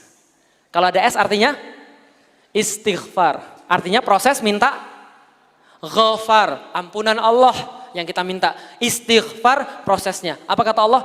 Ya Allah. Allah bilang begini, kalau ada hambaku bertanya tentang aku, Allah langsung jawab, saya dekat loh. Kamu mau apa? Minta apa? Saya dekat. Kapanpun kamu minta, saya akan kabulkan. Saya akan nunggu kamu kapanpun kamu minta. Kapanpun kamu siap. Kamu minta apapun. Kapanpun kamu siap, saya langsung datang. Saya nggak peduli kamu serendah apapun dan saya setinggi apapun, tapi saya langsung datang. Apa kemudian kata Allah? Saya akan penuhi seluruh permintaanmu kalau kamu mau. Tapi Allah minta sebagai balasannya, falyastajibuli. Apa artinya falyastajibu tadi? Proses. Artinya apa? Mbok ya kalian sedikit-sedikit juga perhatian sama saya. Mbok ya kalian tuh ya kalau saya panggil ya nurut. Mbok ya kalian tuh kalau disuruh tarawih ya mau sekali-sekali. Nggak usah terus-terus, sekali-sekali aja nggak apa-apa. Mbok ya kalau suruh sholat agak serius dikit. Mbok ya kalau ngaji yang benar. Paham gak maksudnya? Allah mau lihat proses antum tuh seperti apa. Allah nggak seperti kita. Kita bisa jadi cuma melihat kesempurnaan pada seorang manusia. Tapi Allah tidak. Allah tahu seorang preman yang kemudian baru mulai berpuasa. Dia nggak pernah puasa sebelumnya. Tapi dia mau untuk kemudian falyastajibuli. Setidaknya ya Allah sekali saya mau puasa ya Allah. Tahun ini insya Allah saya mau puasa. Tahun ini saya mau taat ya Allah. Di tengah jalan jam 12 dia lapar banget. Dan dia makan di situ. Allah tahu. Yang penting Anda setidaknya mau untuk kemudian. Apa kata Allah? Bentar aja, dikit aja, coba dulu. Kenapa nggak mau? Gitu loh. Apa sih yang menutup hati Anda itu sebenarnya? Falyastajibuli falyu'minu bi. Percaya deh sama saya. Saya nggak bakal ninggalin kalian. Saya nggak bakal mengecewakan kalian. Percaya deh sama saya. Rencana saya pasti bagus. Paham teman sekalian? Falyastajibuli falyu'minu bi. Itu kemudian Allah minta pada kita supaya setiap kemudian apapun permintaan kita, ujibud da'watad da'i idza da'an. Ya Allah ya Rob, begitu saya baca itu terus lewat. Allah baru bukakan di bulan Ramadan ini. Pertanyaannya, apa yang Allah bukakan bagi kita pada tahun ini insya Allah? Ketika kita dekat dengan Al-Quran, apa yang Allah bukakan bagi kita sekarang ketika kita memanfaatkan Ramadan dengan bulan Al-Quran, tidak hanya saum yang kita dapat, insya Allah ada sesuatu yang mungkin akan kita syukuri sampai dan kemudian sampai kita mati di hadapan Allah Subhanahu Wa Taala. Lalu kembali pada Allah Subhanahu Wa Taala. Wallahu a'lam bishawab. Kalau ada yang salah saya mohon maaf, ada yang baik hanya berasal daripada Allah Subhanahu Wa Taala. Terima kasih teman-teman sekalian sudah hadir. Saya mohon maaf tidak bisa menyalami teman-teman satu persatu, tidak bisa menyapa teman-teman satu persatu. Ada banyak orang-orang yang saya lewatkan di sini tentu saja, tapi insya Allah Allah tahu seperti apa kemudian hati kita bertaut, Allah tahu kemudian seperti apa hati kita merindu, dan mudah-mudahan kedatangan Bapak Ibu sekalian di sini Allah berkahi kepada pihak-pihak yang berwajib yang sudah kemudian menjaga acara.